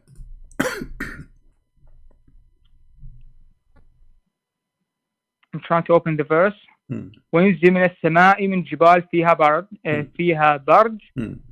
Where is it? Yeah. So here, the mountains here about is in the context is cloud. فإن من which it means in the second one okay, hold on. No. Okay, hold on. You see, replacement of the second one. You see, let me get you busted. Shall I show you the interpretation for the verse? Do the Muslim interpret the verse? Are you a scholar in Islam? Are you a scholar? No, I'm not a scholar. Okay. I'm not a scholar. So, I might be wrong, by the way. Okay. There might be better translation. There might be better interpretation than mine. This is an interpretation. This is your scholar saying that there is mountains in heaven and Allah He sent hail from it. And I can show it to you in Arabic. I can show it to you in English. Like as an example, this is Al-Jalalain. This is who? Al-Jalalain. This is not me. It says here, and He sent down from the heaven, out of mountains. Do you see it? There's mountains in heaven. Yeah, but the mountains here, it is in the reference of the cloud. Let us get you busted. Let us get you busted. This is Al-Baghawi and this is Ibn Abbas describing and telling us what happened. Read for me. I will put it in front of you. وَيُنْزِلُ مِنَ السَّمَاءِ مِنْ جِبَالٍ فِيهَا مِنْ بَرَدٍ يعني ينزل البرد من صلة وقيل معناه وينزل من السماء من جبال أي مقدار جبال في الكثرة من البرد. And then he continues saying, and they say وينزل من السماء جبال من برد. But this is not what the verse saying. The verse saying ينزل من السماء من جبال فيها. وقيل معناه وينزل من جبال في السماء تلك الجبال من برد. عن ابن عباس رضي الله عنه. The barad, the jibal, it is in the meaning of the context of the something which is big. So he brings from the sky. My friend, it's a clear. Okay, I want you to translate. What comes from the sky is something as big as the mountain. Okay, let us translate. You translate to me. I will read the word. You just told me I don't like translators. You just told me I don't like translators. I want your translation. I want your translation. معناه وينزل من الجبال في السماء تلك الجبال من برد. Translate. Yeah, I just explained 2 times. If you want the first time, okay. No, can you translate? So من جبال من برد. Can you translate, my friend? Don't waste my time. Can you translate what Ibn Abbas said, please? This is Ibn Abbas. This is not me. I don't care about Abbas. I'm giving you the dictionary. I'm giving you the Arabic dictionary. Oh, so Ibn Abbas is a stupid person. He do not know what he's talking about. No. I said I will give it from the dictionary. This is my style in explaining. My friend, what dictionary? Now we want to go. What dictionary? What dictionary? It says in Arabic, and He sent down from the sky from mountains in it hail. And you agreed. The hail of mountains of hail, mountains here in the Arabic. It doesn't say mountains of hail. It doesn't say. It doesn't say. Listen. First, it doesn't say mountains of hail. That's funny. It says min jibalin fiha min baradin. So He sent it from where? From mountains. What He sent from those mountains? Barad, which mean hail. Correct? No. It says من جبال فيها من برد. Okay. It's من جبال فيها من برد. Okay. Why you don't want to translate? Why you don't want to translate what Ibn Abbas is saying? Is that the problem?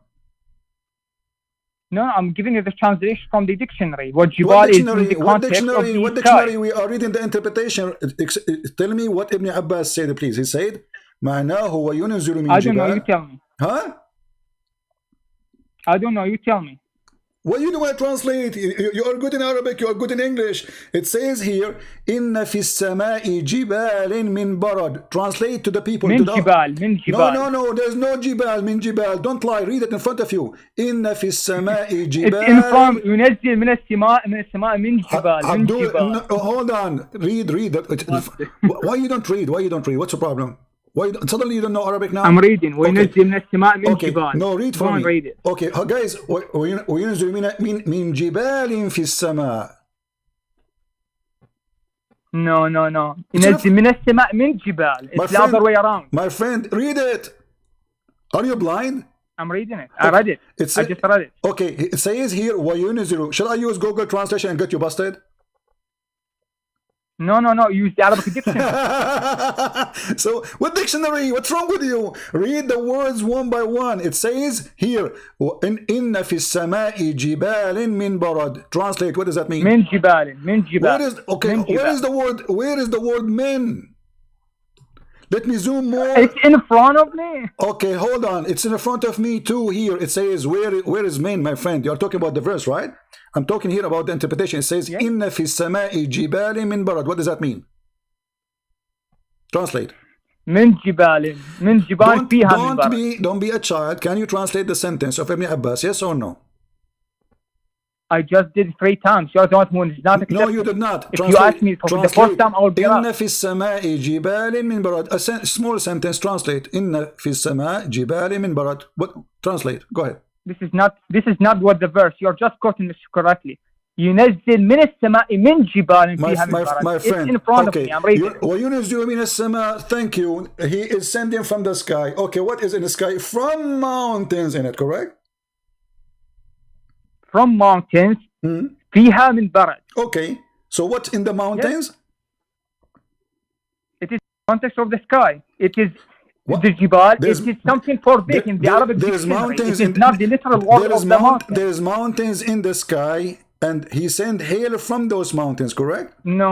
This is your translation. Okay, your no, this is not my translation. Here we go. Let me get you busted again. This is Al-Jalalain, and everybody is laughing at you now. All my talk is Arabic dictionary. I'm talking from the Arabic dictionary. What Arabic dictionary? This is the Quran. Are you reading the word by itself? Listen, he sent down from the heaven out of mountains. Do you see it? This is your Muslim. This is the official government website of shall the we read the Bible by itself without Jesus? Listen. You'll be You shocked. see, now you the are Bible needs suddenly to be now filtered out. suddenly now you do Take not know literally. Arabic. Suddenly now you are more smart than the one who do interpretation. So when you want the interpretation is good for you. When you don't want it, you dump them in the garbage. Why I'm reading the interpretation of Ibn Kathir. Ibn Kathir. Okay. I'm reading Ibn Kathir. Okay, you want to read Ibn Kathir? Yeah. Okay, well, guys, this guy, he want to read Ibn Kathir for us. Are you sure? I'm reading Ibn Kathir the whole time. You're the one who is not listening. Okay, let me ask you, do you accept Ibn Kathir to be a smart person to explain the Quran? Yes or no? Oh my God! What a strategy! Yes or no? Yes or no, please. Yes or no? I don't want to answer this question. I'm answering this question. No. You are quoting for me Ibn Kathir for what beat reason? on the bush Listen. and go Okay. on other questions. This is Ibn Kathir. Let me get you busted. You are a liar and you are a fraud. Here we go. This is the verse in front of you, and this is Ibn Kathir in English. You thought we do not have Ibn Kathir in English? This is in front of you. It says he means that there are mountains of hail. There are. Listen. You liar. You said to me you are reading from Ibn Kathir. You are not. Means that there are mountains of hail in the sky. Read it for me then. Here we go. This is Ibn Kathir. ينزل من السماء من جبال فيها من برد. It is in the tafsir of Ibn Kathir. السماء جبال ينزل به الله منها البرد. Okay. So the jibal Ibn Kathir. Okay, listen. From the So sky. Ibn Kathir. As big. Okay, listen. Reference for the sky. For the cloud. Ibn Kathir, when he quote the word Arabic one by one, then he says to you, this is a metaphor for the cloud, correct? Yeah, based on Arabic dictionary as but well. is it in the Quran saying? Isn't it you the one who says go the word Arabic word by word? So where is the word metaphor? No, I never said that. I never said that. The verse before it. Where is the word like? Then the likeness of. Does it say like a cloud? Does it say like mountains? It says from mountains in it. Correct? Oh my God! I just explained to you that the Quran has a way of explaining, going backward and forth in explaining the subject of the first sentence. Just to show everybody that you. I'm not here to give Arabic lessons. I'm not here to give Arabic lessons. No, you are here to give Arabic lesson. No, you are here to give Arabic lesson. He said it clearly. There is meaning. Not you clearly, because you don't know Arabic. Now listen. This is Ibn Kathir. I'm going to put for you in front of you Ibn Kathir. And now you will say Ibn Kathir is stupid, and you will run away, and you will hang up. Read carefully. I'm not running. I'm not hanging. This is Ibn Kathir explaining chapter 86, verse number 6 and 7, saying that the Quran teach that women have a sperm coming from their ribs, and the man have a sperm coming from his backbone. This is Ibn Kathir. Is that metaphor or this Go is to my science? scholars and ask them this question. Don't ask me. Don't ask me. I'm not a scholar. You are the one I'm who quote asking for me. this question. You I'm are the answering one this who question. quote for me I'm Ibn answering this Kathir. question, You sir. are the one who quote for me Ibn Kathir. So suddenly Ibn Kathir now is stupid? Is he stupid or smart? I'm not answering the question. I'm answering Why? this question. Why? Don't No. go You see, around the I bush. showed you Al-Baghawi, which Ibn Kathir, he learned from him. He quote him to explain things. So Al-Baghawi... Go to my scholars and accept their challenges. They are open. Those are Don't the just scholars. hide behind the Ibn computer. Abbas, not Ibn Kathir. Ibn Abbas is the cousin of your prophet, and your prophet, he prayed for him to be Hibrul Ummah, the ink of knowledge of the nation, who can explain the Quran. So Ibn Abbas said, and I'm showing you in the screen. I'm showing you in the screen. The Arabic dictionary, by the way. إن في السماء جبال من برد. In the sky there's mountains of hail. من جبال, you're liar. No problem. Min Jibal, you stupid. Min Jibal, Min Don't waste my Jibal. time, So man. he I sent called- it from where? Even this will make it even more horrible. Min Jibal. Translate what Min Jibal mean. Translate. Go ahead. What Min Jibal mean? Translation based on the tafsir. It means Not and based also on the based on the tafsir. Arabic Translate dictionary. the It's a Arabic. You reference see? about the cloud. It's a reference about the cloud. Translate based on the tafsir. This is tafsir in front of you. This is Ibn Abbas. I can show you Al-Qurtubi. I can show you Al-Tabari. I can show you Al-Jalalain. So now, because you are a liar and we got you busted, you don't want any tafsir except you want only one tafsir. And when we show you Ibn Kathir himself showing stupid things, he said, don't ask me about this. I don't care if he's stupid or not. You have just read the verse three times so wrongly. listen, so who's the liar? listen. It says in Arabic, min jibalin fiha. Allah, he sent from mountains fiha. Where? In the sky. There is a jibal, correct? There's not like a cloud, not like a cloud like mountains, no. Min jibalin fiha. And here Ibn Based Kathir. on who? Based on who? And who? Based on who? On you? Not based on me. Based on who? This is Ibn Abbas. This is the cousin of your prophet. Ibn Kathir. You just misquoted, by the way. And this is Ibn Because the verse Kathir. in front of you have misquoted it 3 times, which means that And line, this- even and on this is- Ibn Abbas, and- you're taking words out of context. No, here we go. This is Ibn Jibal Abbas. is in the reference of the cloud. Listen. This is Listen. Ibn Abbas. This is Ibn Abbas. وقيل معناه وينزل من جبال في السماء تلك الجبال من برد. And then they quote Ibn Abbas. Ibn Abbas himself, he said the following. Read carefully. I didn't quote him. You quoted him. I am I quoting him. don't know Why? what Why you're not? quoting Why I exactly. will not quote Ibn Maybe Abbas? you're lying. Why I will not quote Ibn Abbas? Suddenly Ibn Abbas is a garbage. Say he's a garbage. I will not quote him. I will quote someone else. Say Ibn Abbas is a stupid. Say it. Just say it. I'm not saying it. You're the one Why who's saying not? So why? So what's the problem with Ibn Abbas for you now? Is he a liar? it's not a problem for me. I just prefer No, it's another a problem for interpretation. you. It's a problem for you. It It is a problem for you because first you are fabricating an answer which is not exist in the is Quran. not. It is not. If you give me 5 minutes, I'll open the tafsir and give you the tafsir of Ibn Abbas. But I don't want to waste the time of the viewer by just searching my for friend. verses. No, my friend. You're the one Here who's we taking go. this strategy. This I will give you tafsir Ibn Abbas. It doesn't take 5 minutes. Here we go. Let us do it in front of everybody. Everybody will laugh at you. This is tafsir Ibn Abbas. Here we go. Read and laugh. This is it. You said you can, if you give me 5 minutes. You said if you give me 5 minutes, you will open Ibn Abbas. If Ibn Abbas is open, read it. He sent down from heaven mountain where is hail. He sent down hail from mountains in heaven. This is Ibn Abbas. The one you threaten me, you want to show me what Ibn Abbas is saying. Here we go, it's in front of you. So you cannot say I don't accept it. And this is translated by you. This is the official government website of the Kingdom of Jordan.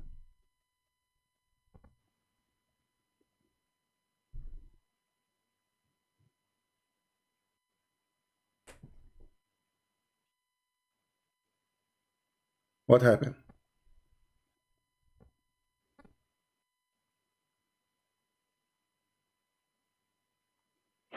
Can you hear me? Hey, I'm not hearing you. do you hear me? Come on, don't tell me you don't hear me. I'm showing you Ibn Abbas. He says there's Yeah, I'm hearing you. I'm hearing you now. I'm hearing you. I'm hearing you. It says the So this is it. So this is Ibn Abbas. This is Tafsir Ibn Abbas. I'm opening it. So just listen to me. okay. Okay. ينزل من السماء من جبال فيها من برد. Right? Is that right? Okay. Now I'm coming to Ibn Abbas. It means, this is Ibn Abbas, in the sky, mountains برد ينزل الله منها البرد وأما من الجبال Translate. جعلوهن. It is kinaya. Kinaya Hold and on, hold on, hold on, hold on, It's hold on. reference on the cloud. Hold on. The This, second, Ibn let me Abbas, continue. Ibn I'll listen Abbas, to you. I'll listen is to in you. front I'll of me. listen What to are you reading? Ibn Abbas is in front of me. What are you reading? you. It is Ibn Abbas who is also in front. My friend, this is Ibn Abbas. Read for me. Let me give you the link. Give me a second. Let me give you the link so you can open it from your side. Go ahead. I will take picture and No, you no, show no, to the no, viewer. no, no, no. It's It okay. is It's from okay. Ibn It's okay. Abbas. No, no. We want to read the same thing, me and you together. Okay. Here we go. Open the link, and this is the translation. There's no. I don't know from because- your reading. No, I don't know where. No, you know what I'm reading. This is the official government website, and this is of Jordan, and this is Ibn Abbas. And you do not need to translate and lie to me about translation. I do not need to translate, and you say to me you are lying about translation. This is done by you Muslims, published by you, and this is your government website. Read for us. Go ahead. I just did. Okay, now read. I told you the mountains is kinaya. Kinaya. My friend, read, if read, you know read. what No, read. in No, Arabic, no. This is it's not on the cloud. Doesn't say kinaya. Doesn't say kinaya. Read it. Read it. He sent Okay. down. وأما من جعل الجبال وأما من جعل الجبال هنا it's كناية عن السحاب فإن من الثاني عند هذا الابتداء الغاية أيضا لكنها بدل من الأولى يصيب به من يشاء. This is Tafsir Ibn Abbas. Hold So on. it's kinaya. Hold on. It's kinaya. This is Tafsir Ibn Abbas. Reference. You are reading Tafsir Ibn Abbas. Yeah. Give me the link. And I open the open the link I gave you, please.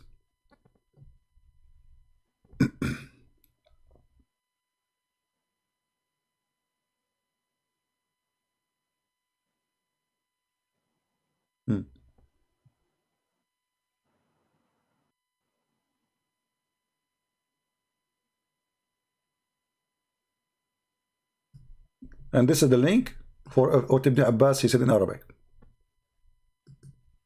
By the way, this is the first time I download this app, so I might not know how to use it. Just a minute. My friend, there is no need for. I've just opened. Click the link. It's going to open for you in a different page. You say to you, you want to click again. Click again. Sorry, I did open it. I did open it. All right. Does it say here? He sent down from heaven, from the heaven, mountains wherein is hail. He says he sent down hail from mountains in heaven. Does it say that? I'm reading, sir. Okay.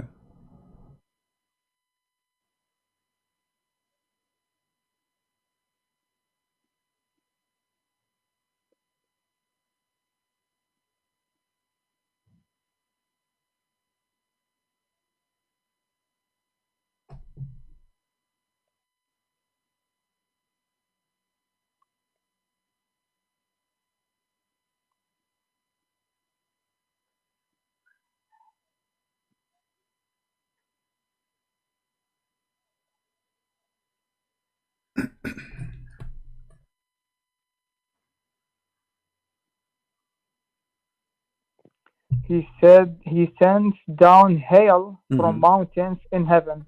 Okay. And with hail he punishes, I don't know what that word is, and averts its punishment. No, read, my friend. From whom he will. So the flashing of his lightning. Let us read. You skip. I don't know why I was skipping. It says he sent down from heaven. He sent down hail from mountains in heaven. No, you are not reading correctly, my friend. Read with me. Read. It says he sent down after the word cloud. You see the word cloud? After that, there is a bracket. And then it says, you want me to read from the issue is the mountain, so I'm reading from the mountain. Yeah, he said he sent down from he sent the heavens down hail from mountains in heaven. Are you reading the same page I'm reading? Yeah,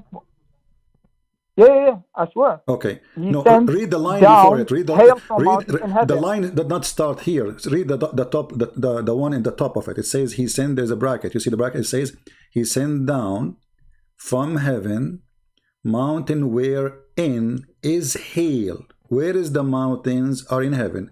Where is the hail is in the mountain. And he continues saying, he says, he sent down hail from mountains in heaven. So where is the hail coming from? Coming from mountains. This is what the Quran is saying. Which is kinaya for clouds. Where is the word kinaya? Does the Quran say? Not in this interpretation. My friend. From Tafsir Ibn Kathir, here we go. You see, no, I showed you Al-Baghawi, I showed you Al-Jalalain, I showed you Ibn Abbas. All of them, it says he sent a hail from mountains in heaven. And I'm explaining you what that mountain is. It's a kinaya. How you explain to me? Okay, how in the world you add a word in the Quran is not exist? Does Allah, he says, what I meant by mountain, I meant a cloud? Did he say that? Or you are making things up? No, I'm not making things up. So where is the Just word? give me the time to explain. In the first verse, I told you that volumatin فوقها بعض فوق. Okay. I want to give you This is the language of the Quran. I want to give you a It's sentence. a kinaya for the cloud. Listen. Don't force me to hang up on you because you are playing like a kid now. Do you agree with Ibn Kathir? Say yes. I'm not hanging up. Do you agree with Ibn Kathir against Ibn Abbas? Yes or no?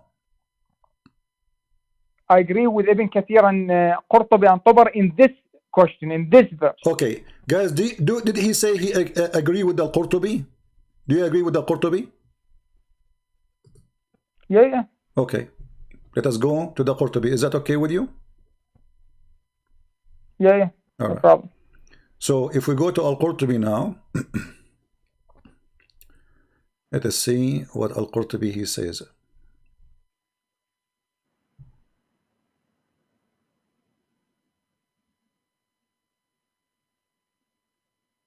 This is Al-Qurtubi in the front of your eyes.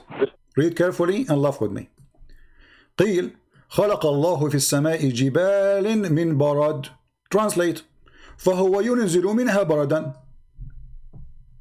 Translate, go ahead. You are the one who said you accept Al-Qurtubi. This is the official government website of the Kingdom of Saudi Arabia, very well known. And this is Al-Qurtubi. And this is what it says about that part of the verse.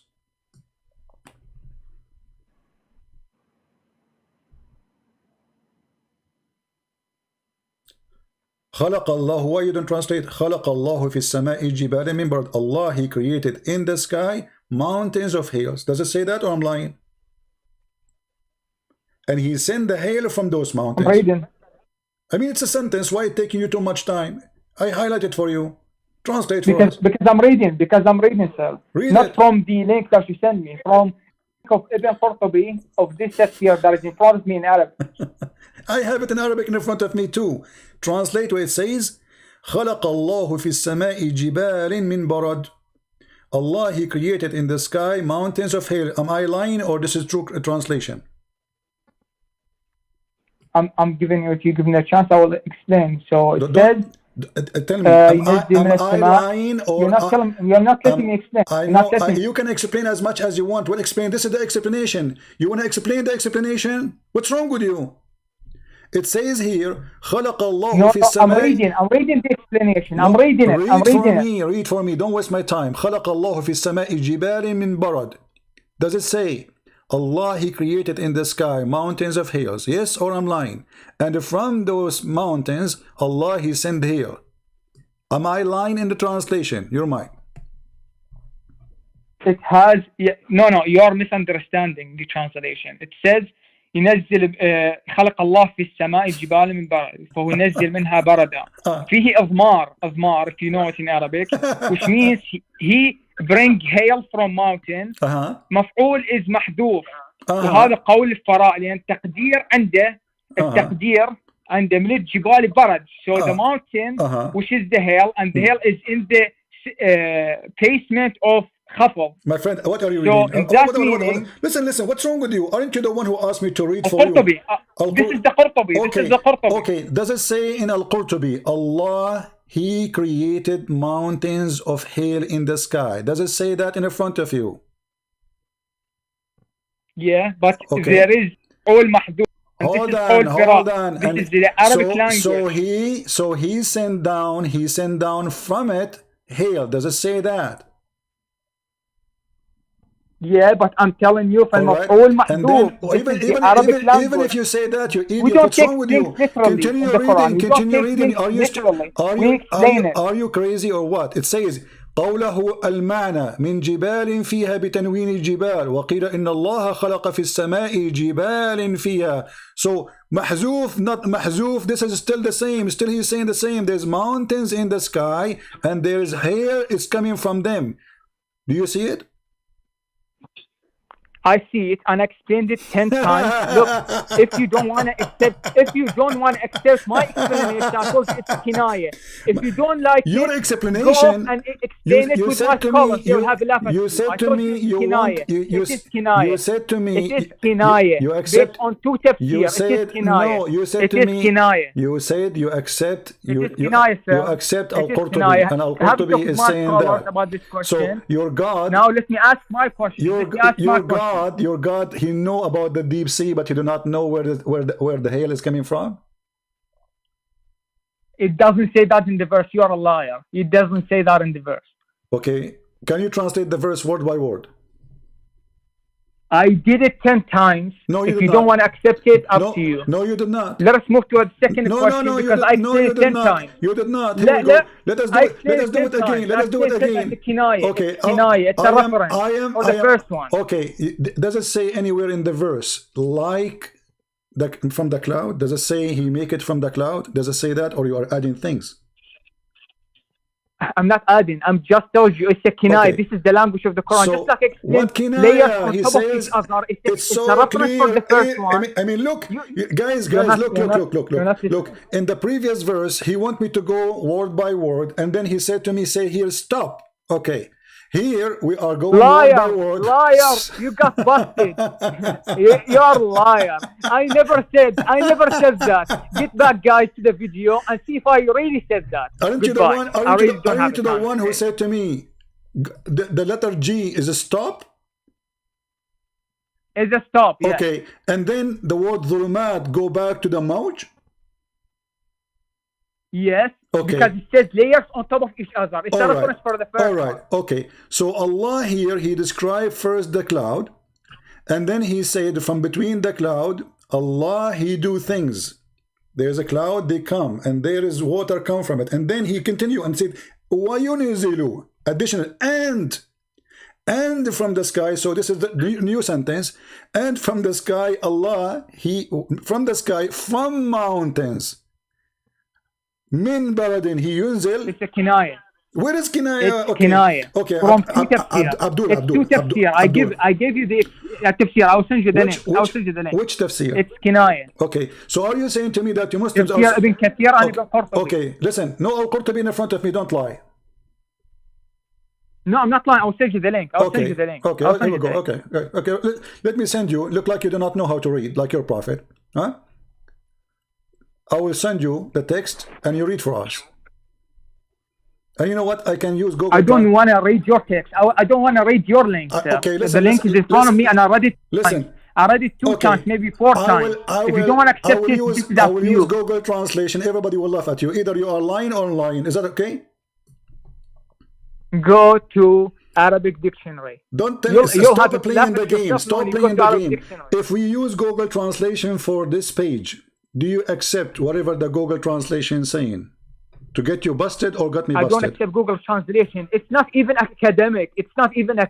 Okay, so why you are not reading what it says then for me then? It says in the front of you. I explained to you based on two tafsir. If you don't want to... Are we going to move on from this question? This is Al-Qurtubi. No, I want to get you busted. So I have now no choice. I got you busted 2 times. Listen, you said you want to show me. You said you want to show me Ibn Abbas. I showed you Ibn Abbas in English. Says it clearly, Allah, He sent hail from mountains in heaven. Does it say that or not? This is the English one. It says that, but it doesn't explain about the kinaya from Ibn Qurtubi and Ibn Tafsir. So that means there's no kinaya, there's no metaphorical, there's nothing. Don't be stupid. It says here He sent down. This is Ibn Abbas. This is the highest. By the way, who's John? By the way, who's nasty on John? Who are they exactly? Okay. Who are they? Do you have a chain of narration? I promise you, if you are a man, we finish and we talk about John. You stupid idiot. I can ask you the same question. Who is Salih? Who is Muhammad? In the whole Quran, we do not know who is Muhammad. Who is Muhammad? If you read the Bible, you will see. Oh my God! There is a whole chapter about Muhammad. Listen, there's no chapter about Muhammad. There's no chapter about Muhammad. You Muslims call it Muhammad. Secondly, who is Muhammad? You do not know. But don't change topic. This is the last prophet. You don't change the topic. It's You coward. mentioned in- You by the coward. way, You by the way, coward. it's mentioned You in coward. Song I of will use. Solomon. I will use Song of Google Solomon, it's I will mentioned use the name Google Muhammad. Translation. Here we go. I will use Google Translation because this coward he refused to read. Let us use Google Translation. Give me a second. It's not academic Google Translation. Doesn't matter. It shows me your Doesn't level matter. of knowledge. It's going to show who is lying. It's not academic. Are you academic too?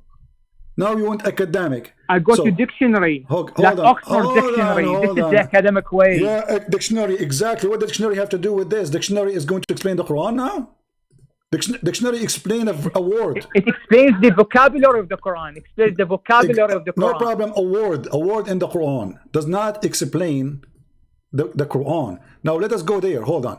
I will use Google Translation. For some reason it's showing me Azerbaijani, which is very funny. Let us search for Arabic. Give me a second. Everybody will see in a second how Muslim they lie when they translate.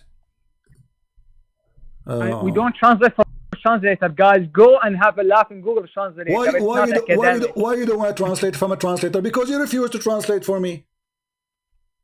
You refuse. I go to Arabic dictionary, sir. Okay, I go to Arabic okay, hold on, dictionary. hold on, hold on. Unlike you, I'm academic. For some reason the page is not opening. Let us see. Hold on. Give me a second. I will open Google Translation.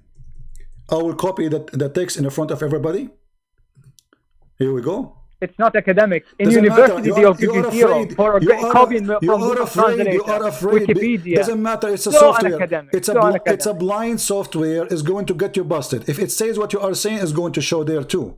It's a blank. I'm not accepting anything from Google Translator. It's not up to I you. go by the Arabic I dictionary. am here. Arabic dictionary. Okay, Then I am here to get you busted. Here we go, guys. I will copy the text in the front of you to show you why this coward. It's not academic. Not acceptable. Not doesn't acceptable. matter. It's a plain software. Either you are lying or I am lying.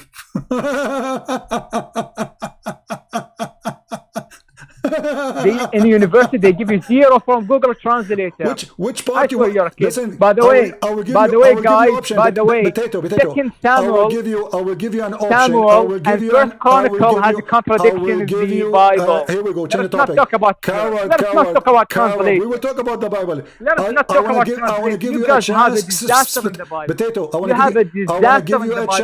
want to give you a chance to choose for me what to copy text to post it in Google Translation. Can you do that? I will give you a chance. Okay, I can do that. I can do that. All right, here we go. Okay, can I speak? Go ahead. Here we go. Okay. Second Samuel 24:9, First Chronicles 21:5 has a big contradiction. We will go to Second Samuel, no problem. Potato.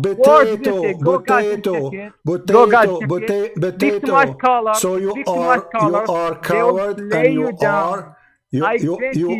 Goodbye. So you want to speak about Google Translation to make a point? See guys. Goodbye. Okay. He hang up, coward. If we go right now and we copy the text, you will see how this person is a fraud. Right away, because we show them all the interpretation, we show them all the meaning. The verse is so clear. It's so clear. Allah, He created mountains in the sky. And here, he said, like this is At-Tabari. Let me go first to Al-Qurtubi, the one he chose. This is Al-Qurtubi, because this is the one he chose. All right? All right. I will copy the text in the front of you.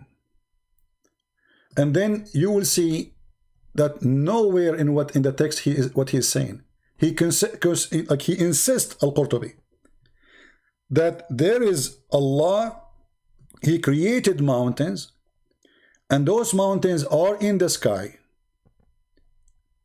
And he mean that Allah, He sent hail from those mountains, and the verb here is deleted, which mean, like he did not mention what he do exactly.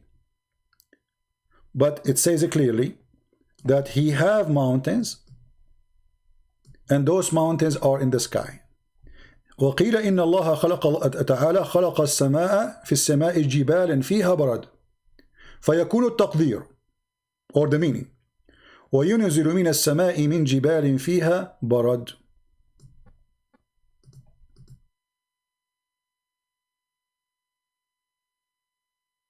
Go to Google Translation. Call me back, coward.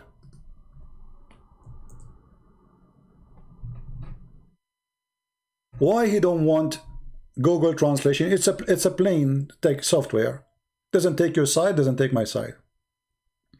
And it was said, God Almighty created mountains in the sky that contain hail.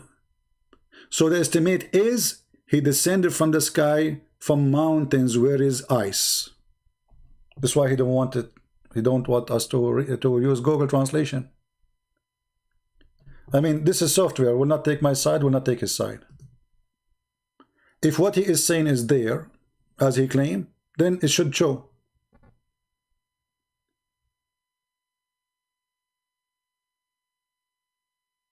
He said, show me Ibn Abbas.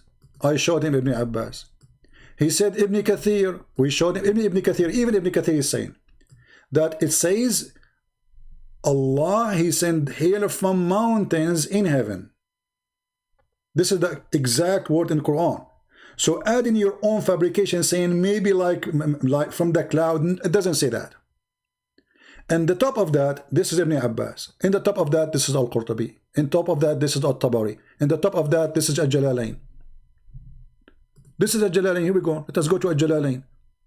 See, this is Ibn Abbas. I will switch to Al-Jalalain. So Allah, he knew about the deep sea. But Allah in a deep poo-poo when it's come to the sky. And he sent down from heaven, out of mountains. Does it say out of mountains like a cloud? Or a cloud like mountains? No. Why the mountains here, according to Allah, are solid mountain? Because we are talking about ice, hail, hard, like a rock. Do you see it? Call me back, so we can have fun.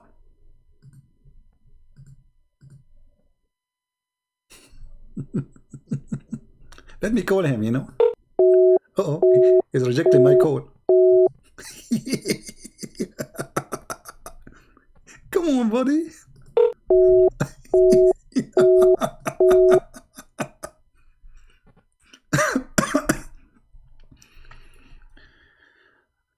So look at this madness.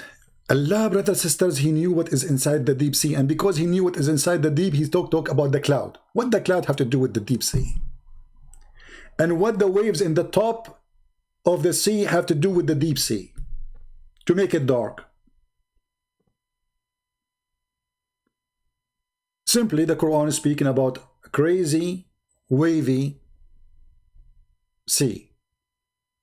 Your God did not know how the baby is made. Your God do not know. When I showed him Ibn Kathir saying that women, they have a sperm coming from their ribs, he said, I don't care about Ibn Kathir. But you are the one who said to me, it's Ibn Kathir. Isn't it you who said that to me? Let's go to Ibn Kathir. He created it from water gushing forth, meaning a sexual fluid that come out forth, bursting forth from the man and the women. Wonderful science. And then he says, proceeding from between the backbone and the ribs, meaning the backbone of the man and the ribs of the women. Science. Allah, he knew what is inside the deep sea, but he did not know what is inside the women private part. And he think that women have a sperm and it's a sexual fluid gushing forth coming from her ribs.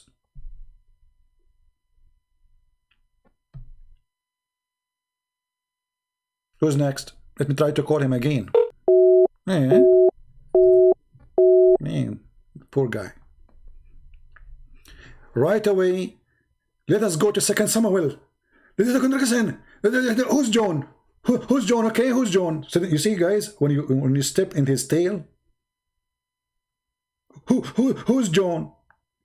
In the Bible, it says who is John. We have books of tradition tell us everything about John, everything about Luke. But who is Muhammad? Even the Bible says who is his father, who is his brother. But when we read the Quran, he said there is a chapter in the Quran, it's called the chapter of Muhammad. Okay, who is Muhammad? Is Muhammad a name? Muhammad means the praised one. There's no way. The Quran sometimes call Muhammad, sometimes call him Ahmad. Which one is one? If he is Muhammad, he cannot be Ahmad. Is he Ahmad or Muhammad?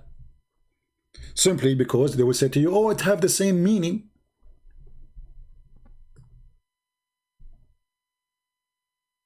So it's a title, it's not a word, it's not a name. What is the name of your prophet? There's no name. They do not know what Allah mean, they do not know what Muhammad mean, they do not know, I mean, we know what Muhammad mean, but we do not know what Muhammad, who is Muhammad, and how Muhammad became Ahmad. Why Isa, he said, there is a prophet will come after me, his name is Ahmad. Between two brackets, Ahmad, i.e. Muhammad. How Muhammad became Ahmad? And Isa did not say there's a prophet will come after me. According to your Quran, his name is Muhammad. He said Ahmad. How he is the same person? Any Muslim?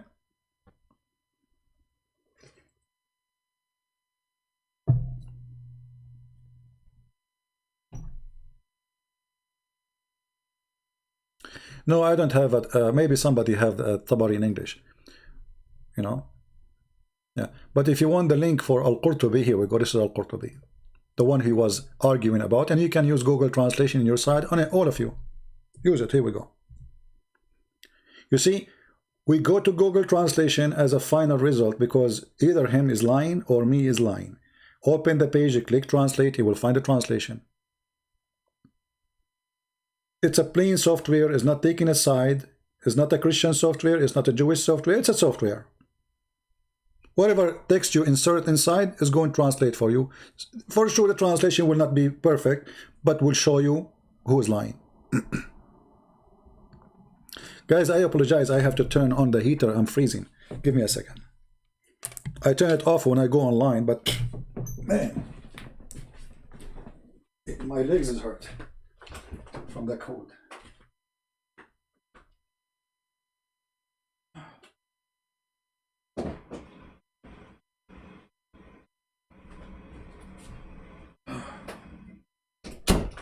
Ooh, yeah. But Allah always he keep me warm. Christian Prince, you did lie, Christian Prince. I'm going to get you busted. So Allah, he sent hail from mountains in heaven. Suddenly they have to add words in the translations. Suddenly they have to come. Look at the translation, guys. Look at translation. It says here, he sent down from the heaven mountains where is hail. Look at the translation here. You see, this is a Muslim translation. If you change the translator, this is who? Let us see who this is who. This is Biktal. Biktal is trying to be honest here compared to the rest. This is Biktal, Muhammad Biktal. Okay. What it says here? He sent down from the heaven mountain where from the heaven mountains where is hail. Now translation here is not really accurate. He says from the heaven, he should add from the heaven from mountains to make it more accurate. Let us go and change the translator. When you change the translator, I warn you, you will find a new Quran. This one, his name is Karai. I never heard of this guy before. Let us see. And he sent down hail from the sky out of mountains. Huh? This guy is being honest. Guys, do you see anywhere it says like from the sky, from a cloud, like mountains? Do you see the word cloud? No. This is a Muslim translation. He sent down hail from the sky out of mountains. So how you start saying this is metaphor and this, it says simple language, he sent down hail from the sky out of mountains. This is your Muslim translation. Let us change, and now you will see when you change the translator, usually you get a new Quran. They will start inserting like cloud, like mountains. This is Muhammad Asad. Let us see what Muhammad Asad will say. This is the long. Here we go, Muhammad Asad the fraud. Here we go, guys. And then he sent down from the sky by degrees mountains, mass of a cloud. Look, look, look, look. Suddenly in this translation we have masses of a cloud. And the Muslim, they say that we don't corrupt our Quran. Masses of a cloud charged with hail. Well, how come the previous translation have nothing like this? I mean, what happened? We go back to the previous translation. He sent down hail from sky out of mountains. Anyone see cloud? Anyone see the word charged with ice? We go to the other translation. It's a miracle. Suddenly there's a new word there. Change the translator. So anyway, you can do that yourself. But here the funny is that this God is smart when they want. And he is stupid when they want. Or they play stupid when they want to save Allah. So if Allah is speaking about the deep sea as you claim here, and the darkness of the deep sea, simply he do not need to use the word the cloud at all, because the darkness of the deep sea have nothing to do with the stormy weather. It can be the most nice day and the sun in the middle of the sky, still you cannot see your finger in the deep sea. So the cloud here, by Allah mentioning the word the cloud here, he got the Muhammadan busted, because now it's so clear. And the word lujay or lujay is a word, can be used about deep. But if you say the sea is deep, this is stupid. I mean, the sea is deep always. But you can say a water which is deep, if you are saying the word water. But the second you say the word bahar, obviously you say the word deep. This is why we call it bahar. Bahar is a deep water. This is why we call something, it's a huge amount of water and it is deep. Otherwise we will not call it bahar, we will call it a lake. So when we say lujay, and then he described it after that, saying that there's wave after wave after wave. He described that it's a crazy ocean, crazy sea, stormy weather. And this is what in dictionary says. Lujay is a great wavy ocean or sea. And by the way, as long as we are talking about the word bahar and the coward he ran away, do you know that Allah, he said that, as long as we are talking about bahar, you know, that Allah created two kinds of seas.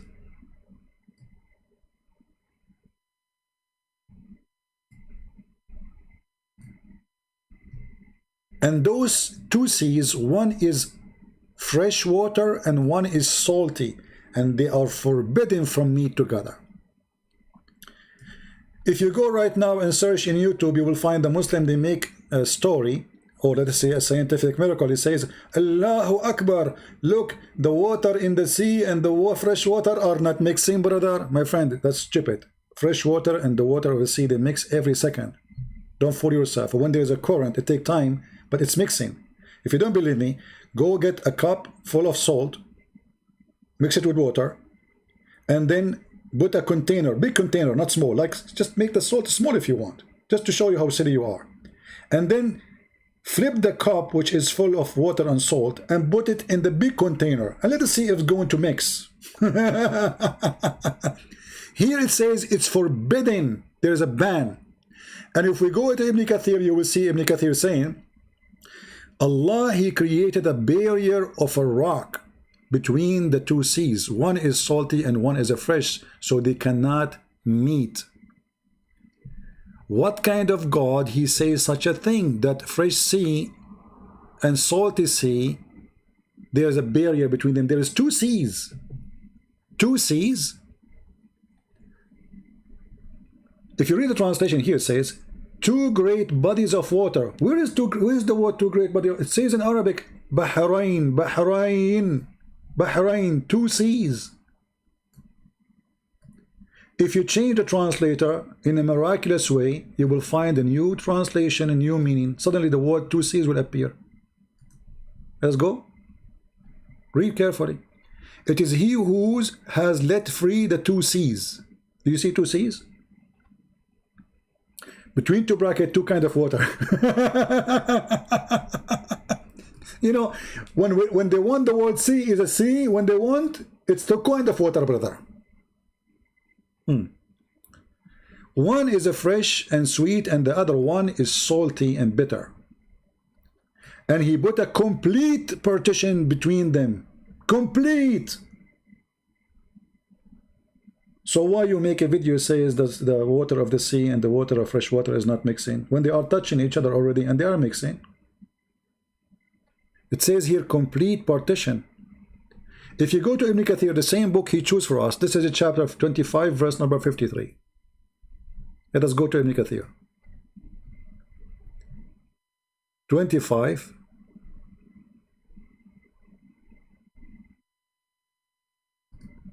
'53.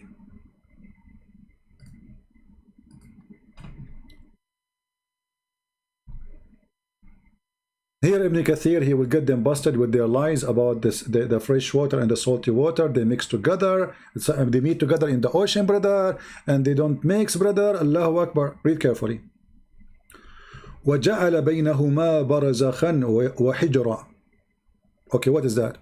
He set a barrier, complete partition between them, meaning between the sweet water and the salty water.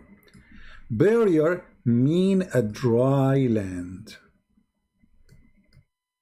Do you see it? Mean what? A dry land. So the stupid God of Islam, who Muslims, they claim that he knew what is inside the deep sea, he is teaching us that salty water and fresh water, they never mix and they have nothing to each other. Like Allah created salty water alone in a sea, and he created the fresh water in different sea, and they never mix. But all of us, we knew that this is stupid, because all the fresh water we have is coming in a cycle motion from the sea. The sun will heat the water in the ocean, then that will become a form of a steam, and then the steam will become a cloud, and then the cloud will be driven by wind, will go over the land, and then when they face like a different temperature, then either rain will happen, or ice will happen, or snow will happen. According to the stupid God of Islam, there is a barrier between the fresh water and salty water, and they are forbidden to meet each other. And the proof in front of you. They cannot transgress. بينهما برزخ لا يبغيان. They cannot touch each other. Finito. Complete partition. How this can be from God?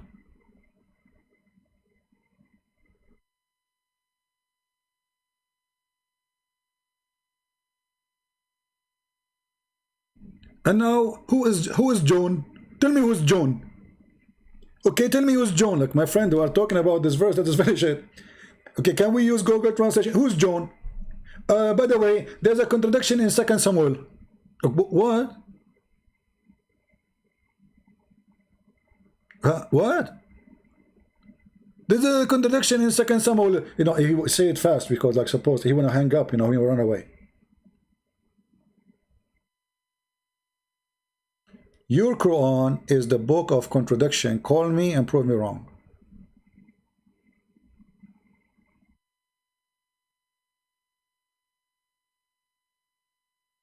And here,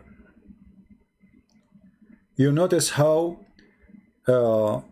selective they are. You know, when they want Ibn Kathir is good. Okay, do you accept Ibn Kathir? I don't care about Ibn Kathir. So why you are quoting Ibn Kathir? Let me read for you Ibn Abbas. Okay, this is Ibn Abbas in front of you. Read it. Suddenly you don't want to read it.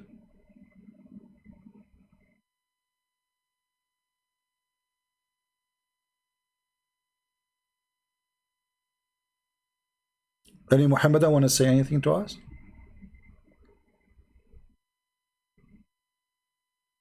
I got you busted. You were lying yesterday.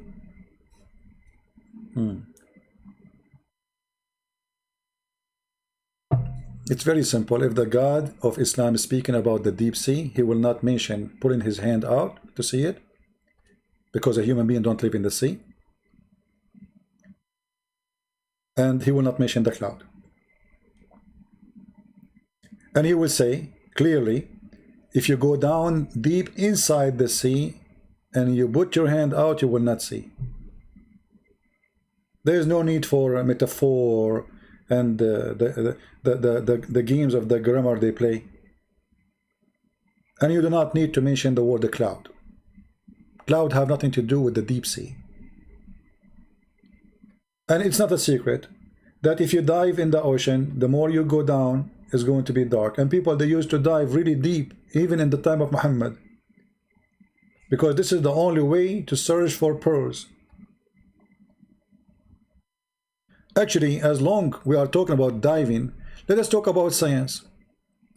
Isn't it the Quran says that Sulaiman, he have divers and they are shaitan? And they dive for him?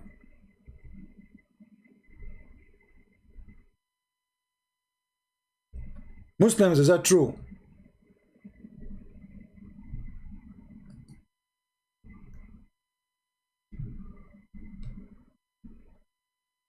And also shaitan, the devils, they are builders and divers. Sulaiman, he have shaitan working for him as a builder and diver.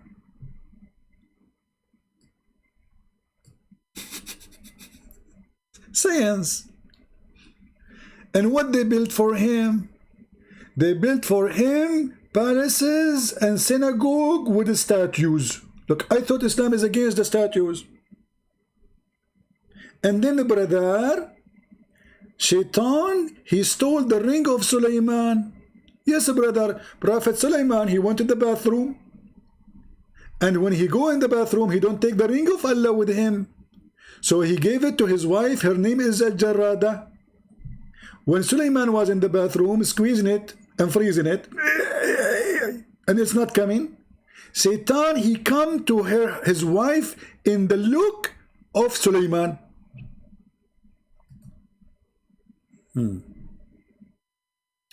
Christian friends, do you understand something called a metaphor? If not, then explain, do you believe that God, Father, is gender and Jesus divine? And you see, inshallah, we can go with metaphor as much as you want, but here, is that a metaphor? Is that a metaphor? Is metaphor when the Muslim, they say Allah, he have a hand? Or Allah have a foot? Is it metaphor when Allah, he says there is two seas? Is it metaphor when Allah, he says there is hail of mountains in the sky? So this is a funny argument. Is it metaphor when Allah, he says the woman have a sperm coming from her ribs and man have a sperm coming from his backbone? Is it metaphor when Allah, he says that sperm became a congealed blood? If this is metaphor, call me and tell me metaphor of what? Correct, people? Because look like you know what metaphor mean and we don't. And for sure, I will be happy to learn from someone like you, inshallah. And look, even your name is inshallah. So can I say inshallah, you will never call me ever because you are afraid? Is the Quran saying that Shaitan, he died for Sulaiman is a metaphor? Is the Quran saying that the ant, she spoke to the ant is a metaphor? Is the Quran statement about a flying carpet is metaphor? Call me and tell me about metaphor. I want to learn from you. Christian Prince, you don't know what metaphor. We are Muslims, we can teach you about metaphor. Are you there, Mr. Inshallah? I took a selfie for you, smile.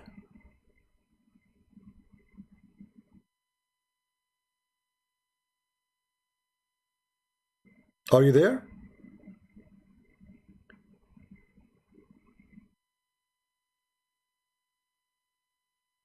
metaphor. The ring of Solomon is a metaphor. The flying carpet of Solomon is a metaphor. Al-Hudhud, the bird who is a general in the army of Suleiman. Suleiman, he have an army of birds, chickens. Suleiman, he died in the chair, and nobody noticed that he is dead. Anyone knows how they find out that he's dead? The guy is almost dead for a year. He died standing, holding his stick.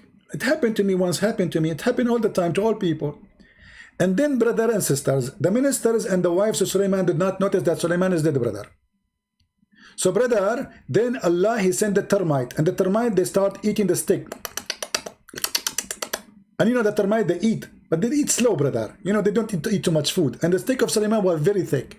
He was using an oak tree. And then after a year, brother, Suleiman, the stick broken. And then they noticed that he is dead, brother. I mean, you idiot. The guy is dead, standing on a stake, and nobody noticed that he is dead. Any Muslim metaphor?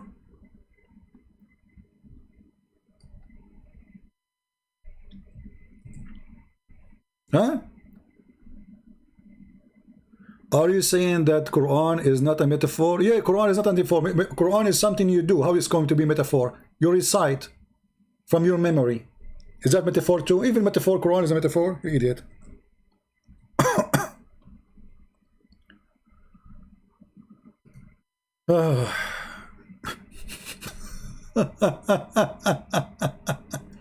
And guys, the stories of Suleiman, you will not believe. The shaitan who stole. Let us go actually. Let us see what Ibn Kathir say about this verse. You want to see it? I should go actually soon, but you guys made me lose my day. I have many things to do. Unbelievable. Look, if we go right now to Ibn Kathir, see what Ibn Kathir is saying, or go to Al-Qurtubi or Al-Tabari, you will die laughing. Chapter 38, verse number 34.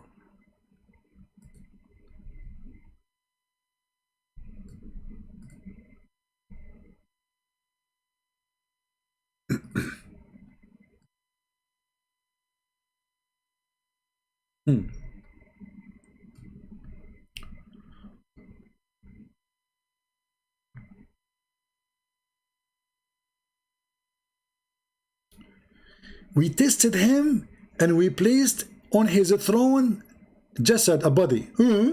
So he is not there. And by the way, here they skip all that interpretation in Arabic. That's it, it's gone. Where is the story about what happened? And then right away they jump that Allah, he gave Solomon a flying carpet. Yes, brother, he have a flying carpet. And where is the translation in Arabic? What happened? Why the English is so short? If you go and check what is in Arabic, this is At-Tabari. You will see. وَلَقَدْ ابْتَلَيْنَا سُلَيْمَانَ وَأَلْقَيْنَا عَلَى كُرْسِيهِ جَسَدَ شَيْطَانٍ مُتَمَثِّلًا بِإِنسان. And we tested Sulaiman. You know, we gave him a bad thing. And we made Shaitan sit on his chair as a human. And this Shaitan, his name is Sahr. And some they say his name is Asif. And some they say his name is Asr. And some they say his name is Habqiq. I mean, what's wrong with you Muslims? What's his name, man? I'm getting dizzy. And then the story, brother, and Shaitan, which is he took the ring of Suleiman, he threw the ring in the ocean, and the kingdom of Suleiman, or his kingdomship, was in his ring, and the genie, his name is Sakhr.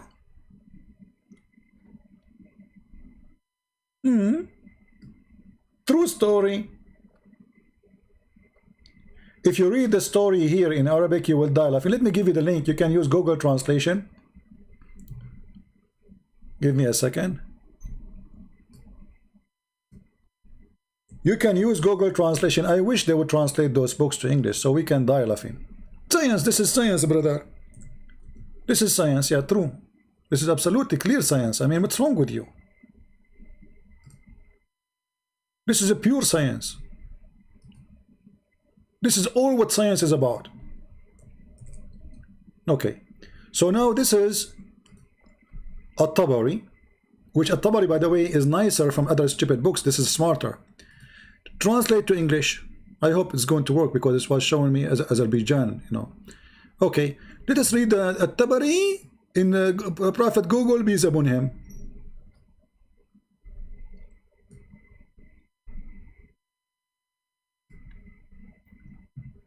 So Allah, he put a body on his throne.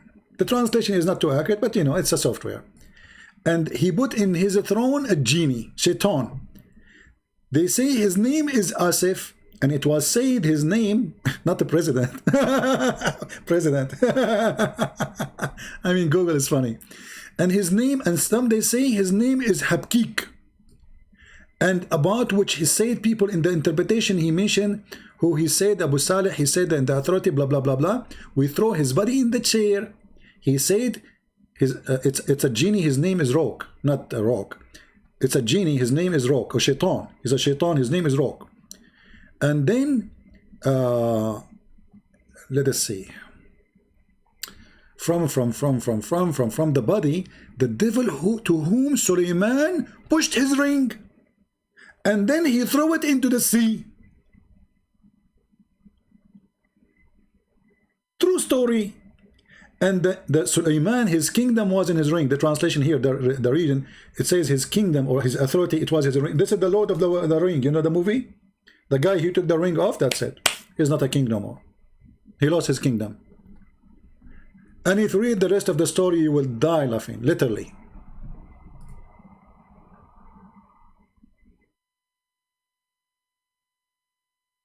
There is a genie. He come to the sea 7 times.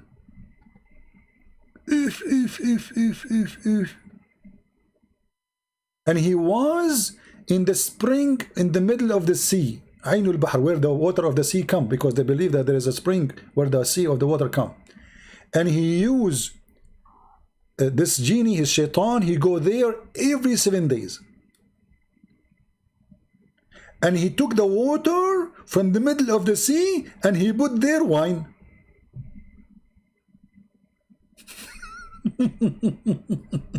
They are trying to say to you how he create, how the wine is created. Makes sense.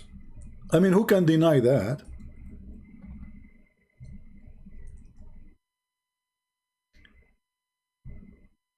Translation again is not correct.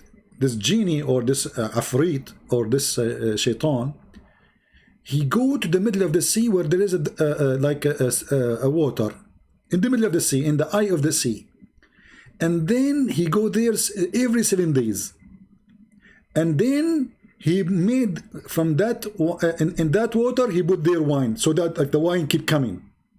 All right, and then what I mean, this translation here.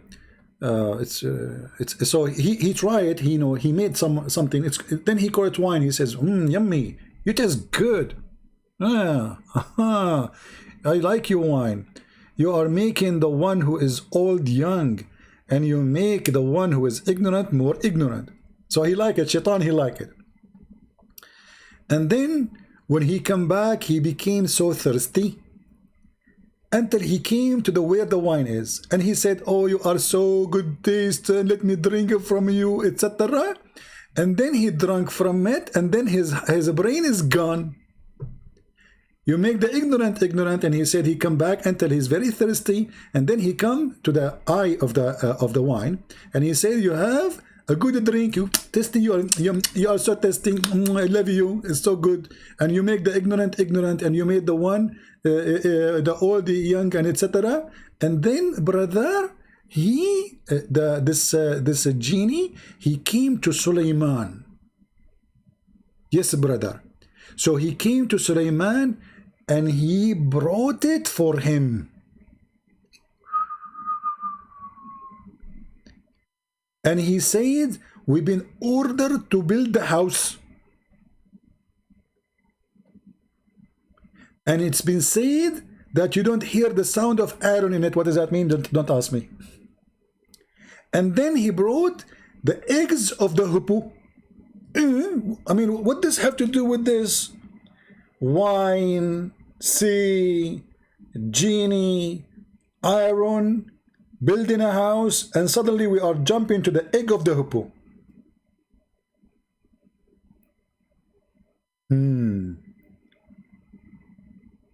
And he put the egg of the hippo inside the glass. Okay. And he go around it. This is Hajj, Kaaba. And then after he go around it,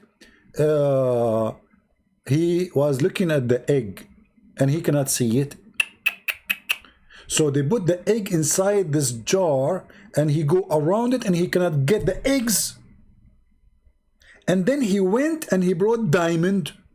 So he saw the eggs, but he cannot take the egg. So he went and he brought a diamond. Alhamdulillah. And then he put a diamond on it and he cut the glass.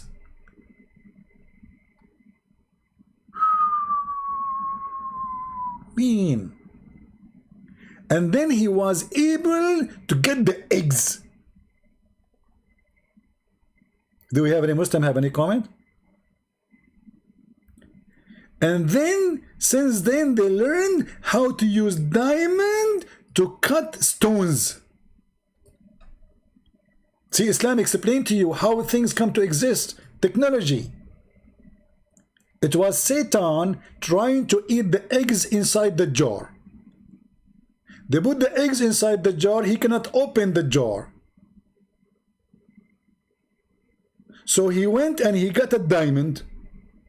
And then he cut the glass and he got the egg. Hey, we got the egg, we got the egg.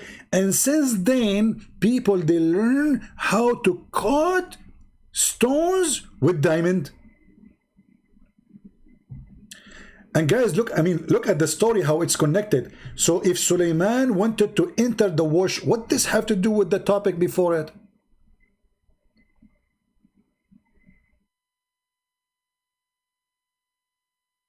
What? So if Suleiman, he wanted to enter the washroom or the bathroom, he did not enter it with his ring. So what the connection between the egg and cutting the jar with the diamond, and then suddenly we are talking about the bathroom of Suleiman and the ring of Suleiman? What is that? Yeah, just don't ask. One day he went to the bathroom and Satan stole it.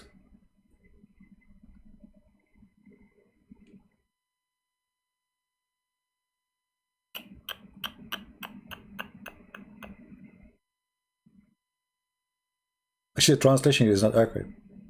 So if Suleiman wanna enter the bathroom, he don't enter with the ring.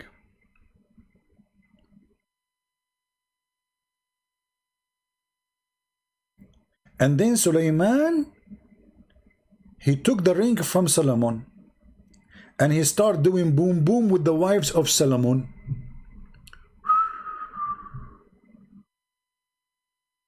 So when he entered the bathroom, brother, Satan, he took his ring and he threw it in the sea.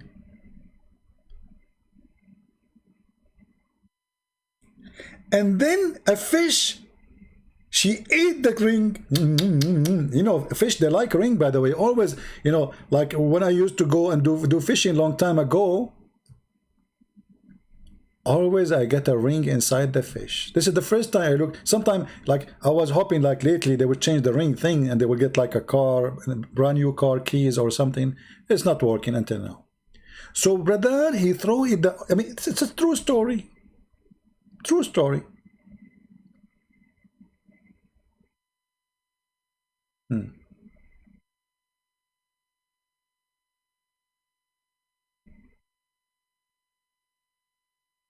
And Suleiman, he starts, sorry, this shaitan, he start having sex with the wives of Suleiman. And how the wives of Suleiman? Notice that this person is not their husband because he looked like him. They notice that he is so good in boom boom. He never stopped. They said, what happened to our husband?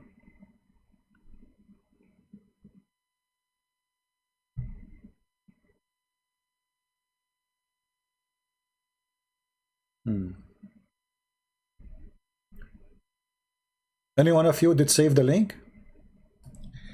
Let us ask this question. How many of you click Google Translation after I post the link for you so you can see what I'm talking about? Because maybe I'm lying. This is the link. This is the official government website of the Kingdom of Saudi Arabia. And then they say to you that the Quran is the book of science. A lot of science. By the way, I don't wear a ring in my hand for a purpose. What if one day, this is metaphorical, right? What if one day I go, let us say I get married, and then I give my ring to my wife, and then look what will happen. Shaitan, he is obsessed with rings. He will come and he will take the look of me when I am in the bathroom and look like I'm going to stay there for a century. And then he sleep with my wife and still I'm in the bathroom. And then he sleep with my second wife and still I'm in the bathroom. And Suleiman, he have 100 wife according to that page there. It says 100 wife. And still he is in the bathroom. I mean, put yourself in the shoes of Suleiman.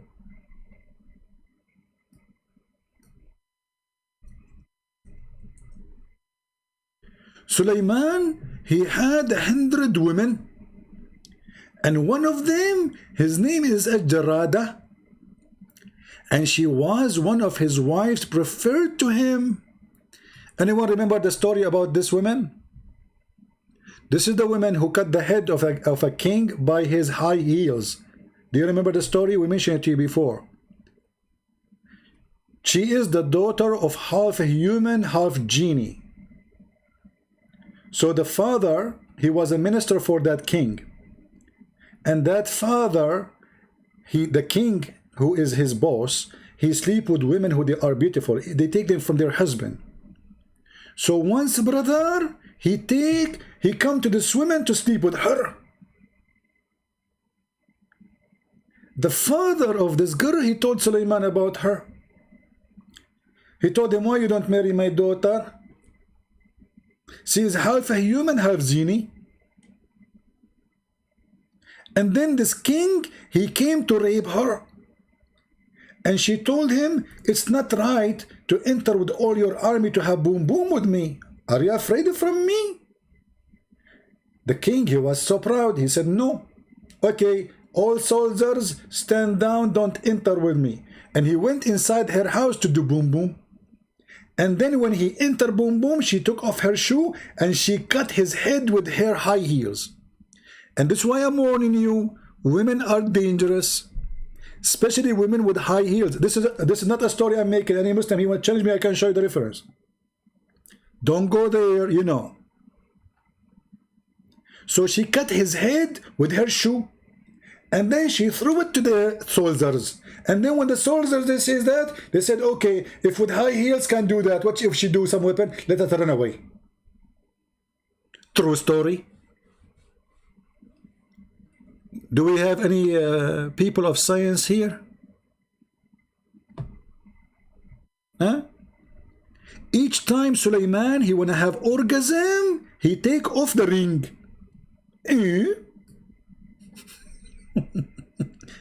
What is the connection between his orgasm and his...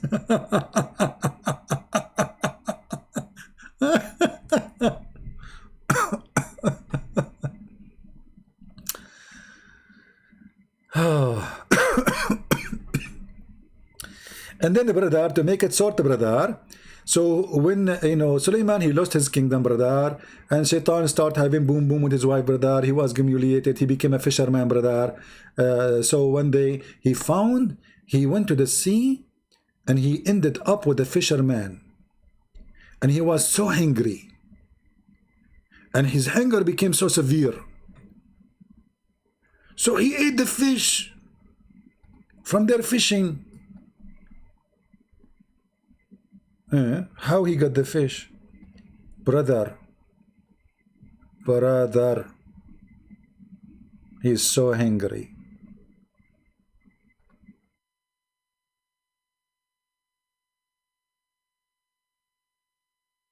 He want to eat the fish, and he is hungry, and they don't want to give him the fish. So the birds came and they fly in the top of him. Yes, brother. And then they noticed that this must be Sulaiman. So they apologized from him, and they gave him 2 fish. And then when he ate the fish, he found the ring inside the fish. And then after he became a king again, Allah, he gave him the power of the flying carpet.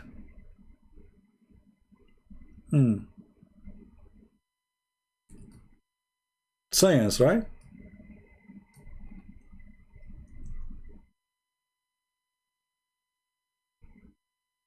Science. And then, brother, at the end of the story, brother, he opened the belly of the fish. So you can sleep now nicely, and help you tell the story. So he opened the fish belly, and he found inside the fish belly, he found his ring. And this is how he became again a king. And brothers and sisters, this is a true story, alhamdulillah. If there is any Muslim have a dare to say, I object this story,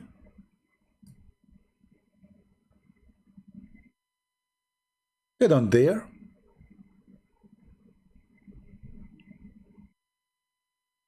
Maybe next time we go live, we can talk about the Ring of Solomon. So just for entertainment purpose. Anyway, guys, it's already, we are 3 hours live. And even though I was saying to myself, I have things to do, I'm going to make it 15 minutes. So when Christian Prince, he wanted to make a 15-minute videos, his video goes 3 hours. I'm so good in timing. Unbelievable. Imagine you are my friend, and we are going, like I said to you, wait for me outside for 15 minutes. And you are waiting. Like, did he say 15 minutes? Yes, brother, 15 minutes for a Christian Prince is like 1,000 years for Allah.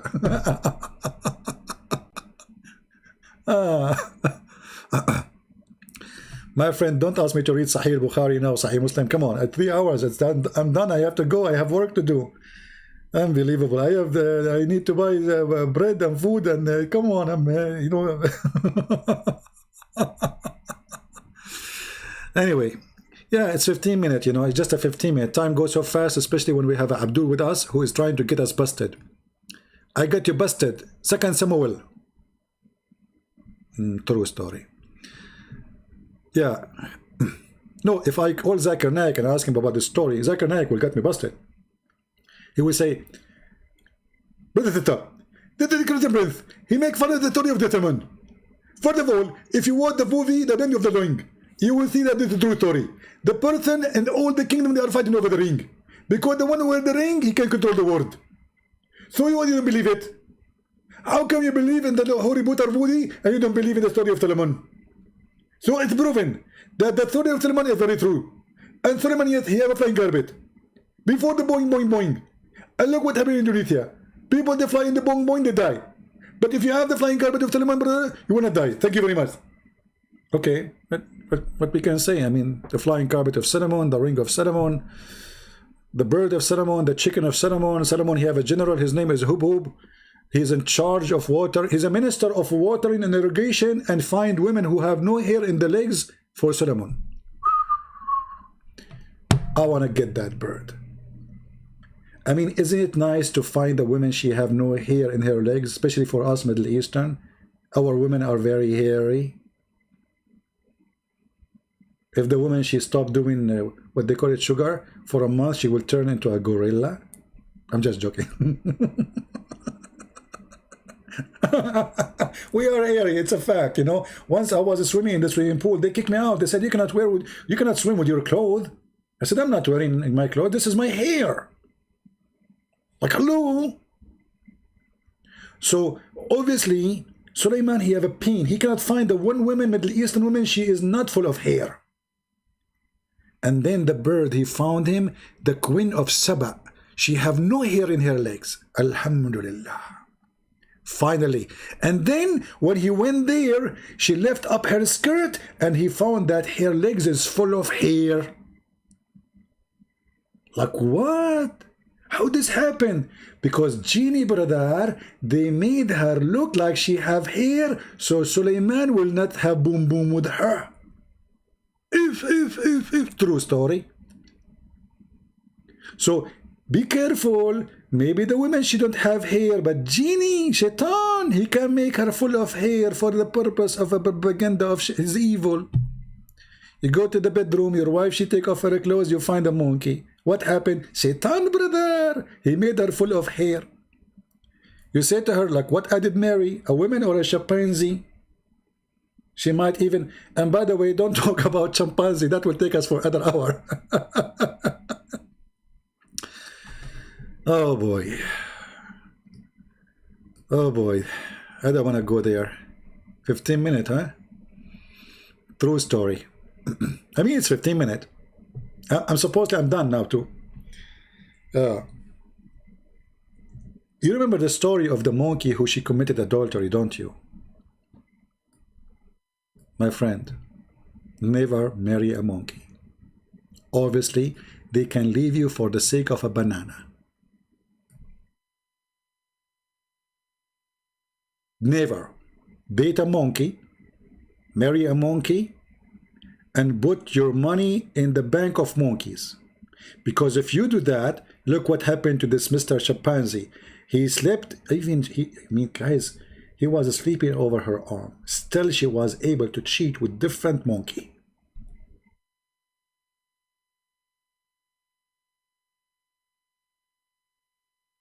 No, I'm not making fun of Arab women. I'm talking about a fact. We are, you know, Middle Eastern. We are Middle Eastern in general. We are here, you know.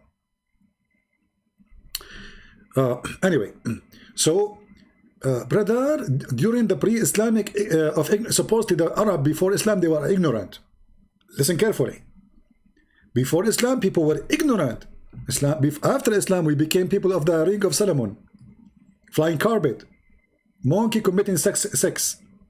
Arab before Islam, they are ignorant. Okay, so in the pre-Islamic period of ignorance, I saw a she-monkey surrounded by a number of monkeys.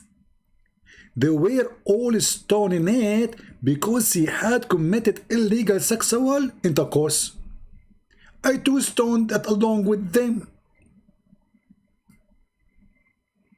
If you live in Indonesia and you find some monkeys throwing coconut at a female monkey, obviously, she had sexual intercourse illegally. And now they are stoned because in the monkey there, they don't have rocks. You know, they have coconut. So they throw coconut. It's more heavy than rocks. Actually, think about it.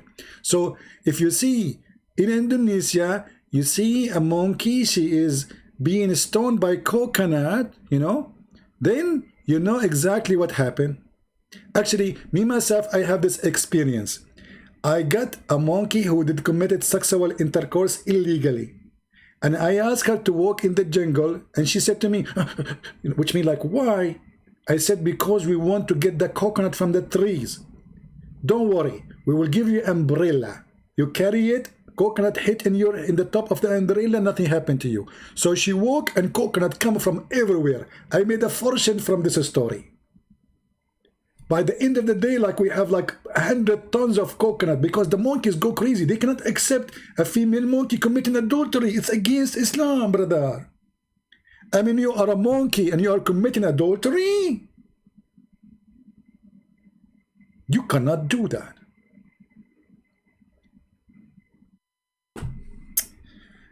Anyway, I spent like a year after that just to collect the coconut from that monkey.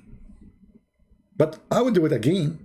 You know, I paid her, I gave her 10 coconut for walking in the jungle. You know, anyway, she get paid for what did she do? You know, she's a prostitute. Hello, come on. Hello, hello. Why you don't accept my story? And now you will see the Muslims, he was saying Christian Prince is lying. he did not put a monkey in the jungle. Supposedly this is the only lie they saw. The lies of the Quran, and Muhammad is not there. Christian Prince is lying. Did you see? He said he asked a monkey to go in the jungle. Who going to believe that? All right, my 15 minutes is up. Thank you guys for being here. May the Lord bless you. Don't forget to download the video, because in a few hours from now I will delete all the videos so we can have a fresh new start with the new videos. Thank you very much. God bless you. And until we see you again in another 15 minutes, short 15 minutes. Until then, Christ is Lord. Islam made up by a dummy for someone who wants to be a dummy, and I am not. As simple as that. Thank you. God bless you, and see you soon. Take care.